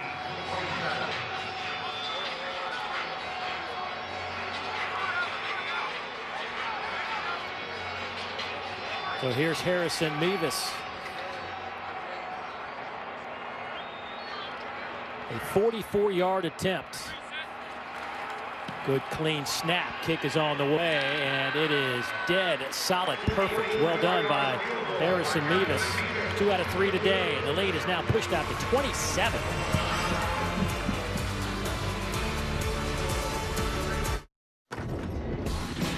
Here's today's smoothest play, brought to you by Velveeta, and it's pretty simple. Shock. The opening kickoff for the second half. History made right there. Sarah Fuller with her right foot into the pigskin, delivered it right where the coaches had been practicing with her throughout the week, and she has made history. And some of the reactions to Sarah Fuller playing in this Power 5 game. Alyssa Lang, there she is. Holly Rowe, one of my favorites, got all choked up. First woman to play in a Power 5 game. Pat McAfee's been following this thing all week. He sends out another tweet watching this one, and I think it just sums it up at the end. This is awesome. Couldn't have said it any better. It's a chill moment for you. I mean, we were talking about it before the game, and I had goosebumps. And then when it happened, the hair in my arms are standing up. It's a moment, you don't get too often, so pretty cool to be a part of it. Well, we got to step aside after the kickoff, but Taylor Davis caught up with Sarah's parents. We'll have more on that conversation on the other side. Stay with us.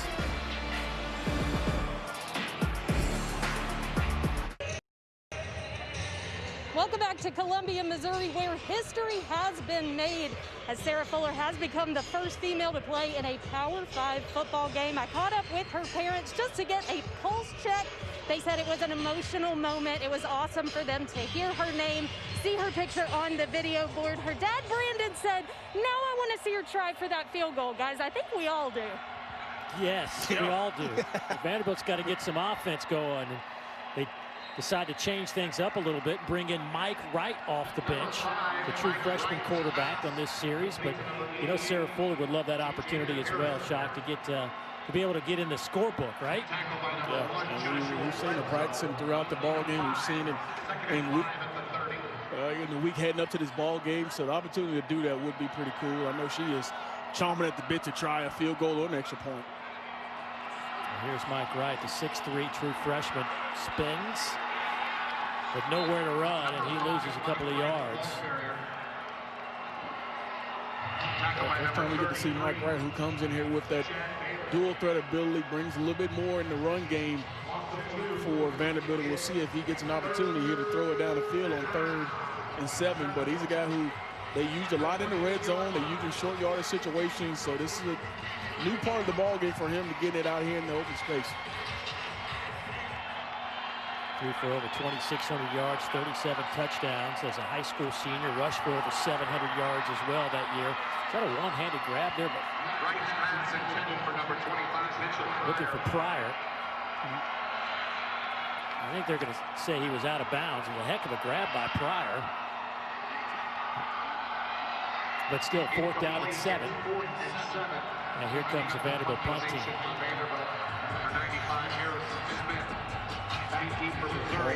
Smith, one of the specialists not affected by the COVID situation. One thing we haven't really talked about is they've also had, Vanderbilt's had to go to a true freshman long snapper.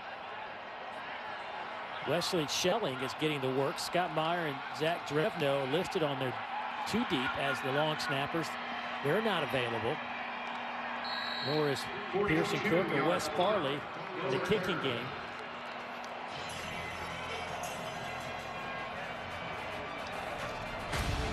Our SEC Network College Football Tripleheader continues at 4 Eastern. The 115th edition of the Egg Bowl. Mississippi State taking on Ole Miss. That'll be an interesting game, to say the least. Mississippi State coming off a nice effort at Georgia. Ole Miss, and that offense is just incredible. And then a Saturday night matchup, 7:30 Eastern. Georgia taking on South Carolina. So 27-0. Missouri's offense on the field. 1st down and 10. 426 yards for the Tigers. Trying to add to that here. Bazelak finds a little hole in that defense. Pass is caught by Kiki Chisholm. It's just been too easy today, Shock, for Missouri. There's not a whole lot of stress today for them offensively. Yeah, Vandy's tried to mix it up, play some man, play some press man. They also played a lot of off-coverage zone, and they just carved him up. Connor's been really good in decision-making and where to go with the football, and he's taken what Vandy's given for the most part of the ball game. He's 28 of 35 right now for 291, and the biggest stat is no interceptions. Run it here with Roundtree. Larry gets a couple of yards before he's thrown back by Ethan Barr. Ethan looks like an old school throwback linebacker, doesn't he? Wearing number 50 out there. All he needs is like one of those cowboy collars on his neck, and that's ready right. to go.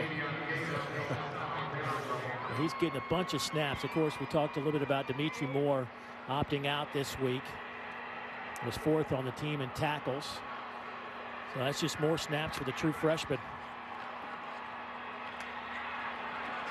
Underneath route, pass is caught across the midfield stripe by Nico Hay.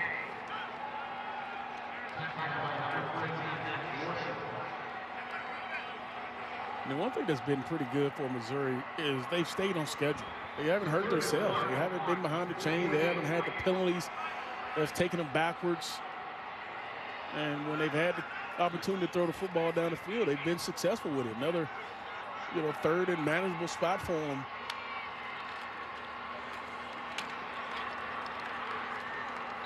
Roundtree, the ball carrier. Roundtree will pick up that first down. Let's look at some of his numbers by Bazelak. He's 29 of 36 for 297. When he threw for 406 yards against LSU, he was 29 of 34 with 4 touchdowns. That was some kind of day for Connor Bazelak. He's not far off that this afternoon, and we still got another quarter to play. Sarah Fuller waiting for an opportunity.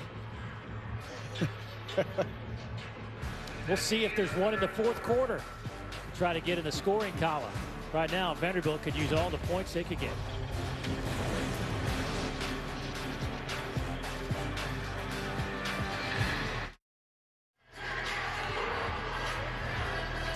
SEC Network Football presented by Allstate from Columbia, Missouri. Look at that number 32 jersey of Sarah Fuller. You know that thing's destined for a Hall of Fame somewhere, right?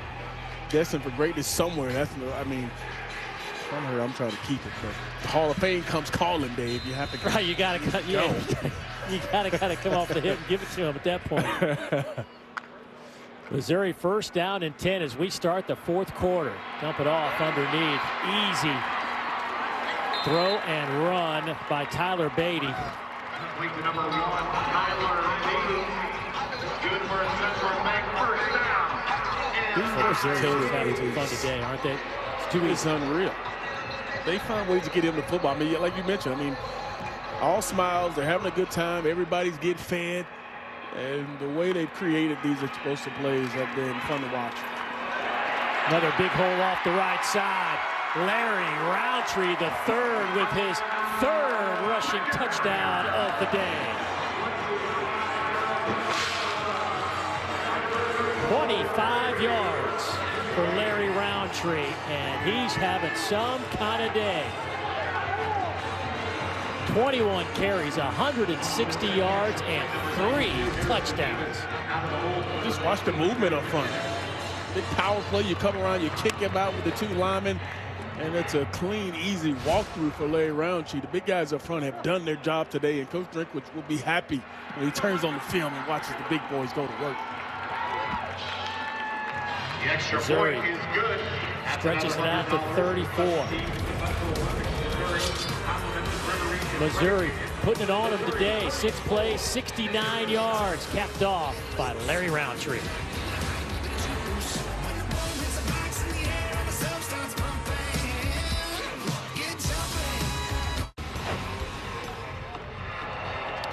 Just took a little sideline excitement.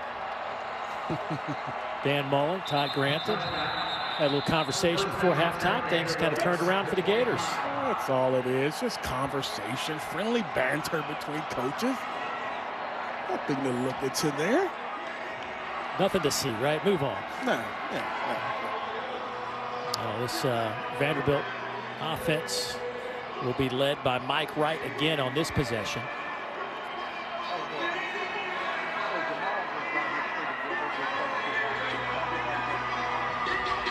Vanderbilt, 137 yards of offense, 74 through the air, 63 on the ground.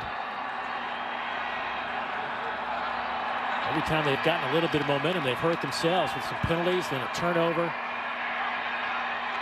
There's Mitchell Pryor, walk on. Number 25, Mitchell Pryor, the ball carrier. Nice hard run considering Missouri had all 11 guys within 8 yards of the line of scrimmage. And this is kind of what you don't like if you're Vandy, is you don't have that threat of throwing it down the field as much now. And Missouri's going to try to load the box and stop the run and the QB run. Chris Pierce goes in motion, but they'll hand it off to Pryor, and he's wrapped up immediately. Nowhere to run. Markel Utsey making the play. The big nose tackle, 6'4", 295. He's a big part of why about as healthy as they've been all year. Matter of fact, they came into this game with 59 scholarship players available. That's really about as healthy as they've been. When you start thinking about some of the opt-outs early on and some of the injuries that were taking a toll on this team, and then the COVID-related issues that were going on, 59 for them is an enormous amount. Yeah, Coach Driggers said, hey, this is healthy we've been in a very, very long time, so yeah, this feels good. High throw, incomplete, trying to hit Pierce. It'll be 3rd down and 1. It's an inaccurate ball rolling to his left. Sorry. Makes it tough on the right-handed quarterback there to get those shoulders squared. If he's not able to get his shoulders squared, the ball will sail on you like he did there from Mike Wright. Lining up for the punt formation, number 95, Harrison Smith. Backing for Missouri, number 87, James Muscle. So Harrison Smith, a fake punt. They'll go for it on 4th and 1, and they're going to have it. 1st down, Vanderbilt. Mitchell Pryor will get credit for the carry and the 1st down, and the offense can come back on the field. Love the call. Mitchell Pryor, you've seen him run the football, just take it right up the middle. All you needed was a yard. Missouri was there, they were ready. Good job of pushing up front from that Vandy front line and allowing them to convert. So Mike Wright back at quarterback in that pistol formation. Fakes it to Pryor, coming near side with it. Pass is caught by Chris Pierce. That'll be another 1st down, and they cross the midfield stripe. So now you start thinking, okay, a couple more 1st downs, and maybe we can get into Sarah Fuller range. There we go. Now we're talking, bro. Now we're talking my language. Love the play call, though. Get Mike Wright on the corner, get him on the perimeter where he can use his legs to run. Again, to his left-hand side. Does a good job there. Getting those shoulders square and delivering it to Pierce for a nice conversion. And off to Pryor, inside the 45, down to the 43. And if you're wondering, we were watching warm-ups all morning today, as you might imagine. And Sarah didn't really attempt any field goals much beyond the 10-yard line. Coach Mason told us yesterday in our meetings that, you know, inside the 25, that's when his mind would start churning about what he wants to do about kicking field goals and whatnot. But I got to think they got to get it somewhere down there around the 15-yard line for him to really want to give Sarah an opportunity.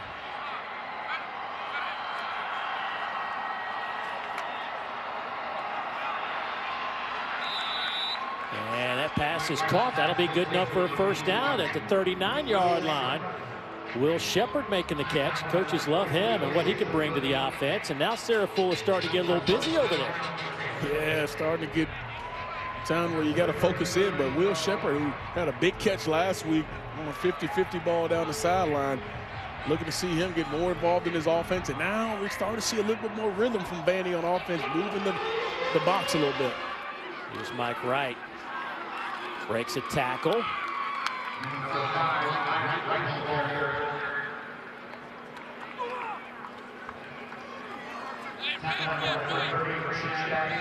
Changing that launch point for Mike Wright is really crucial. You've seen a couple times they let him get on the perimeter.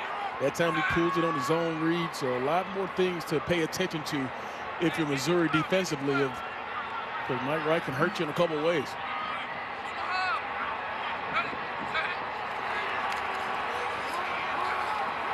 Mike Wright trying to get the edge.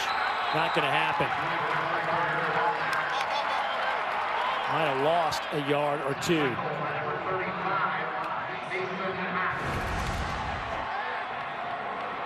They come from a secondary position. He read it all the way and what you call running the alley and running right down. Nice tackle in space.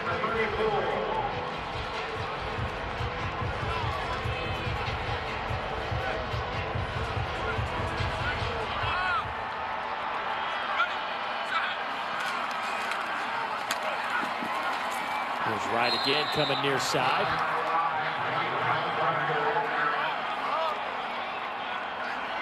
Gotta go here, gotta go. 4th down. You gotta main the quarterback, get him on the perimeter like you've done the last couple times, give him that run pass option. He's throwing the ball pretty well on the run in this particular drive. Give him another opportunity to do it. 4th down and a short 4, long 3 coming up for Vanderbilt. They need to keep this drive alive here. 9:20 to go in the 4th quarter. That bunch formation at the top causes confusion for defenses. Little shovel pass to Marlowe, and it's read well by Missouri. Nowhere to run. Torian Hansford there. Darius Robinson. Missouri all over it, and Vanderbilt gives it back to the Tigers.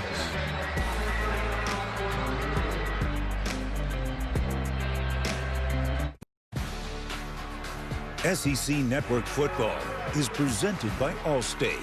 You've never been in better hands.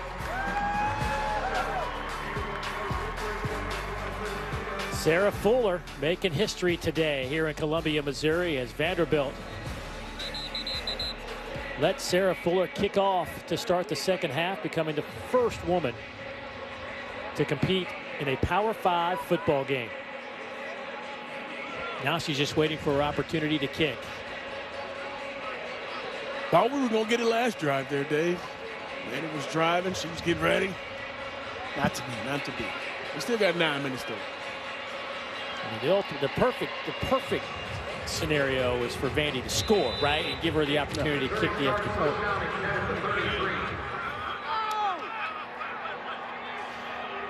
So Brady Cook now, the true freshman from St. Louis, taking over at quarterback for the Tigers. Of course, Sarah Fuller capturing the attention of the country today.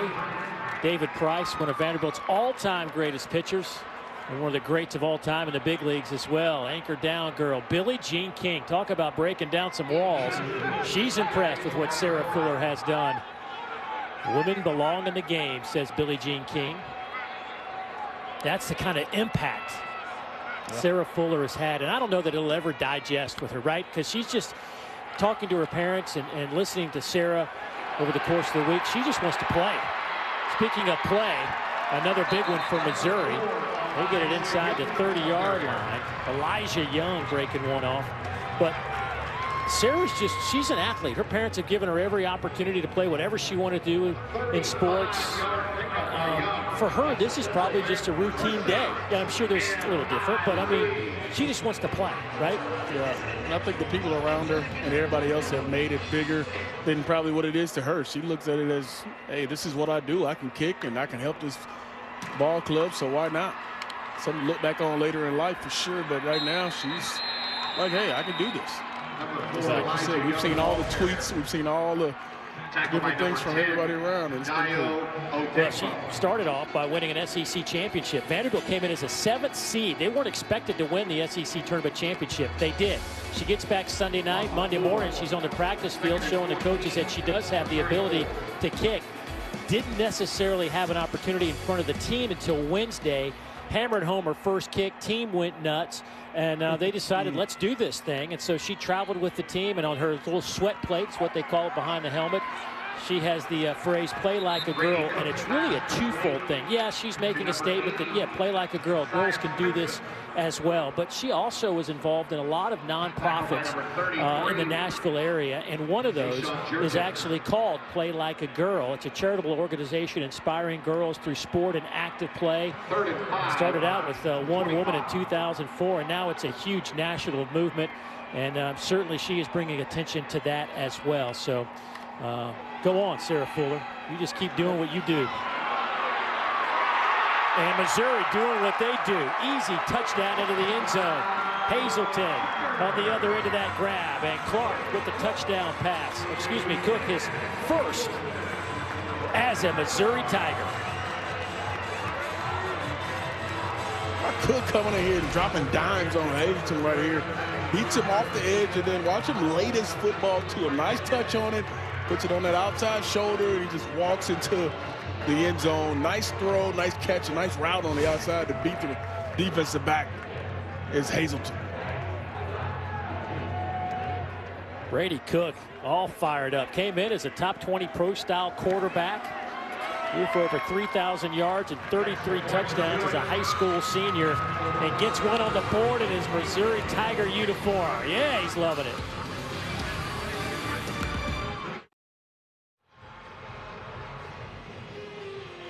Missouri in complete control here at home. This Tiger team has won 3 of their last 4 and looks like they're going to be 4 of their last 5. This is a team that's getting better and better each week out. And what has been a crazy season for a lot of ways. They've already had 6 games impacted in one form or fashion this season. In a 10-game schedule, that's quite a bit. A lot of adjustments to be made.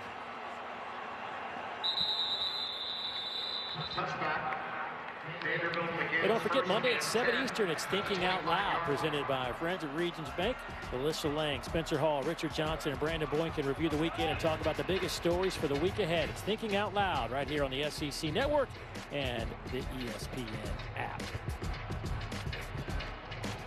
Sarah Fuller. Sure, Alyssa will have something to say about us seeing Sarah Fuller today.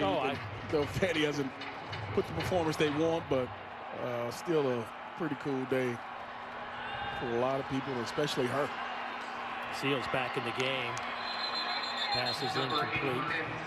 You know, one of the things we haven't had a chance to really talk about is the connection really between Derek Mason and Sarah Fuller's soccer coach, Darren Ambrose. And what's interesting, those two guys, Derek Mason and Coach Ambrose, have become really good friends, and they attend each other's practices. And but what's interesting is that when this whole decision was made after the SEC championship, Coach Ambrose came back to Nashville and shut his phone off for 48 hours so he could spend time with his family. He's been on the road the whole time during this tournament, so he didn't even know until Tuesday that this thing was really going to happen with Sarah Fuller.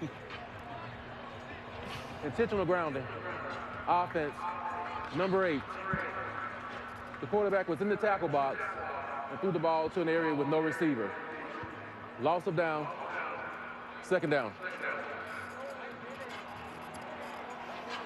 There's Darren Ambrose tweeting out about the technique, and boy, how similar they are.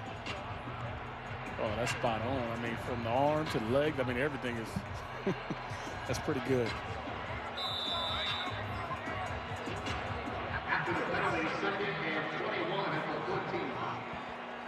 Now this Vanderbilt soccer team, right, get a little time off, and you got to get ready for an NCAA tournament. Pass is complete out over the 23-yard line. For more, let's go down to Taylor. I had the opportunity to speak with Coach Ambrose last night, and he told me he and Derek Mason have a great relationship. They're great friends. They both helped each other through adversity in their respective programs. So he said when it came time to give my input on the matter, he said Sarah was a no-brainer. He said not only her leg strength, which has impressed since she was recruited, he said it's her mental toughness and her discipline. He said she's a natural competitor, and that's exactly what she saw in this opportunity. A chance to compete and a chance to help another program win. He said she had no idea the outpouring of encouragement and support that would come from this. She definitely did not expect to get requested interviews from Good Morning America and the Today Show, but she has taken to this opportunity and wants to use this platform to encourage young athletes, specifically young female athletes, to continue to push the boundaries. Yeah, Taylor, the story is just remarkable in so many ways. And on a 4th and 4 here, Vanderbilt going to go for it. Pass is caught, so the drive will stay alive. But Sarah Fetters, who is their media relations director for football, We were talking with her yesterday, and they had a story ready to go, and we were just all talking via Zoom. Like, she goes, in about an hour, I'm going to release this story. And when this story was released, I don't think we all knew this would be a big story, but I don't think any of us really grasped how much attention it would get in a short amount of time. I mean, every media outlet, I mean, it was all over social media, all overnight this morning. It's just crazy how big this thing became. And you talk about how big it's become, and obviously social media is a big part of it. And Dave, I know you have to do this all the time. You have to have people who watch your notifications and stuff because you can't get all of them all the time. That's what Sarah said she had to do. She said her boyfriend had to go through and make sure she looked at all the notifications and said, hey, if you want me to tell you some, I'll tell you some. If not, then I'll keep them to you. But she didn't want to see any of it leading up to it. That's her boyfriend, Scott Banker, who made it to Como to watch his girlfriend make history today. Timeout on the field, back in a moment.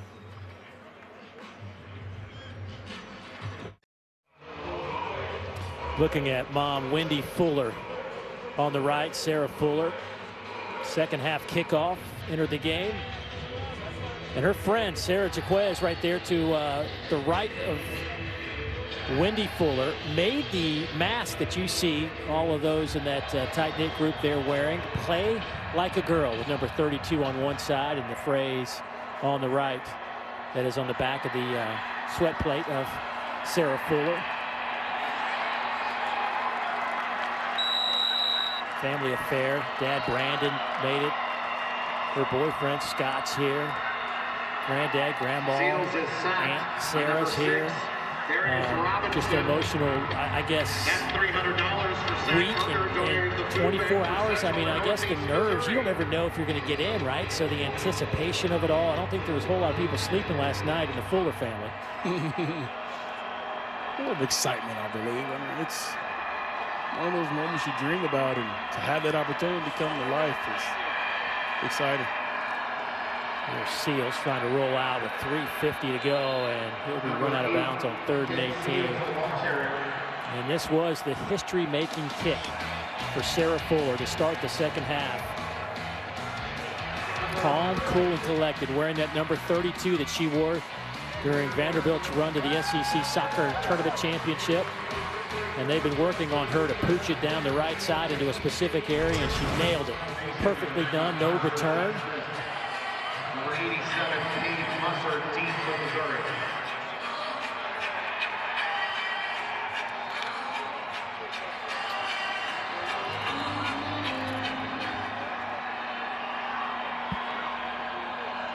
This time Vanderbilt will punt it away.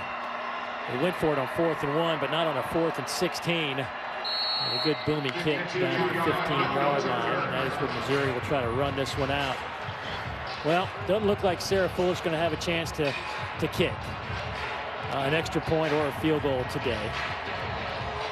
But regardless, history is made. We'll see where Vanderbilt goes from here, right? I mean, they still got some kickers in quarantine. Will she have another opportunity next week? I'm going to go on record and say I think she would have crushed it. I mean, we saw her warming up. We literally watched her for an hour and a half. I don't know if she missed an extra point or field goal throughout that whole time in warm-ups. So I think we were just as excited, maybe probably more excited than probably she was to see her get in the ball game and try to kick one. All right, I got a question for you, Shock, as a former player that did some pretty good things in your career. We'll hand it off here, but if you get to keep one item, right? Everything else needs to go to the College Football Hall of Fame, your school Hall of Fame, helmet, jersey, the cleat. What item are you keeping? Which one are you saying, no, this one's mine? They probably will take the jersey because it has the Fuller name on the back of it. What about the cleat? The cleat that Jackson kicked with. That would be pretty cool to go down years from now and be like, this is the cleat that I did it with. Like, that's something that's pretty cool. So I'm going to go with the cleat. Yeah, I was thinking the cleat too. If I had, you're not going to keep the jersey. That ain't happening, right? Not happening. Not happening. Not happening. Forget about it. And I think the cleat's better than the helmet. Yeah. Jones, the ball carrier. Jeremy Jones on that carry. That's the Central Bank first down. And You think Coach Brooks would be happy with what happened today? 563 yards of offense. That's a pretty good day for Missouri.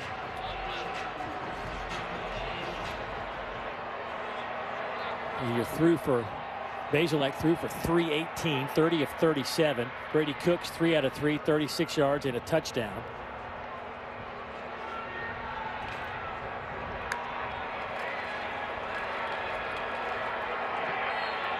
Number 43, Journey Jones, the ball carrier. Jones on the carry there. Take a look at our All-State protection spotlight today.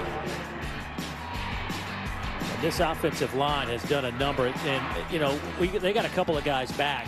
Larry Borum, one of those guys on an offensive line who's been out. Xavier Delgado, another guy that's been out, but they've been fighting through it as well up front. Today, these guys have done a marvelous job. I mean, there were times in the run game where Roundtree was not getting touched. He was 10, 15 yards down the field, so they created their run lanes. Gave Bazelak a lot of time to throw inside the pocket, and they protected the quarterback and the backs today.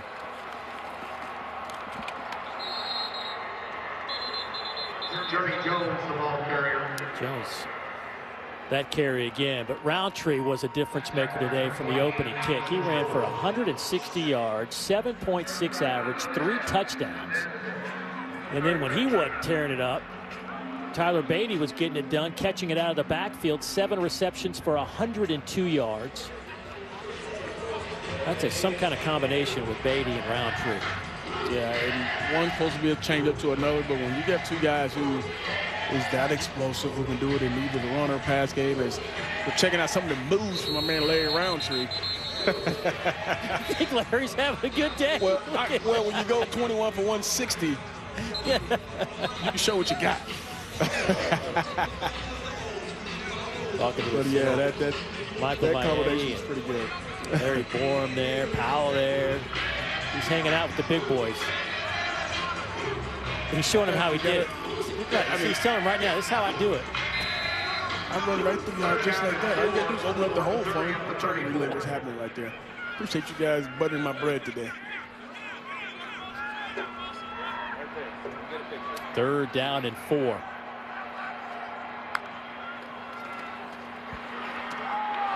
They'll throw it here. Pass is caught. Big gainer at 1st down. Michael Wilson with the reception. The 5th-year senior out of Tulsa. See, that's a little dance they love to do right there. My kids love that one. You're going to get a little shoot coming here at the end. Old man, running man. Look at that. I mean, he got it going. On a scale of 1 to 10, what are you giving Larry? Oh, Larry, right. He up there about a 9.5 right there. I like the moves, man. Those are good now. He's doing pretty good. Yes, he is doing pretty good. Missouri doing pretty good as well, feeling good. They'll win for the 4th time in their last 5 outings. Coach Drinkwitz and company put up 600 yards of offense, and they take down Vanderbilt 41-0, our final score. But the real story today, right there, 32 for the Commodores. Sarah Fuller, that's right, making history, becoming the first woman to play in a Power 5 football game, and she did so by kicking off in the 2nd half to start the final half of this game.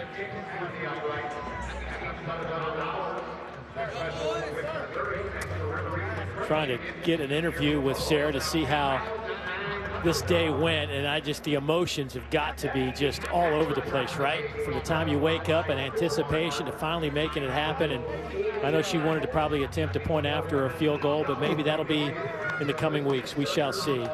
But you see, her parents on hand.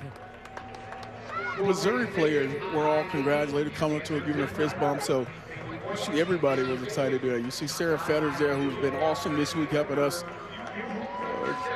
tell her story this week. So it's been fun to be a part of this and see her go through that.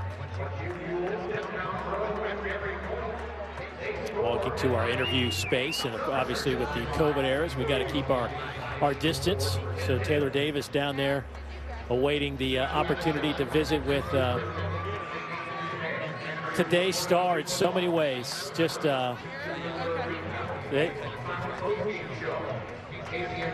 Got to get this all set up, the headphones. This is what you get when you kick in the SEC, right? This is how you become a star. Yeah, exactly. Let me get it down to Taylor Davis. Taylor, you take it from here. Thanks, guys. Well, Sarah, you made history today. The first female to ever play in a Power 5 football game. What emotions are you feeling now that you've reached such a milestone? Honestly, it's just so exciting. And the fact that I can represent, like, the little girls out there who've wanted to do this or, you know, thought about playing football or any sport, really, and it encourages them to be able to step out and do something big like this, so it's awesome. We were all patiently awaiting the entire first half, hoping we'd get to see you take the field, but you come out after halftime, you take the field for the kickoff. What was your mentality in that moment? Honestly, I was just really calm. The SEC championship was more stressful, if I'm going to be honest. But I was really excited to step out on the field and do my thing, so. Throughout this week, as the story has gained prominence and taken to the headlines, I know you felt a sense of responsibility to use this platform for something bigger than yourself. What message do you hope was conveyed by your involvement today? I mean, I just want to tell like all the girls out there that you can do anything you set your mind to. Like, you really can. And if you have that mentality all the way through, like, you can do big things. So. Well, Sarah, you paved a new path today, and it was amazing to witness. Congratulations. Thank you. Thanks. Just a remarkable story, and as we said earlier in the game, you know, it's one of those things where the old saying, be careful what you wish for might come true, but I think in Sarah's case, she's prepared for what she wishes for. She thought that she could do this. She was telling her friends that she could do this. And by God, she did it. She absolutely did it. Loved it. Truly a great day, truly a great moment, and you see her mom there probably in tears. It is awesome time to see her family and see what she had to go through today and overcome and come through on the other side, Dave. Yeah. Well, history made today in Columbia, Missouri. Mom and Dad so proud of their daughter in so many ways. Just one more thing to be proud of as Sarah Fuller kicks it off to start the second half, becoming the first woman to play in a Power 5 game. Whew, what a day. Let's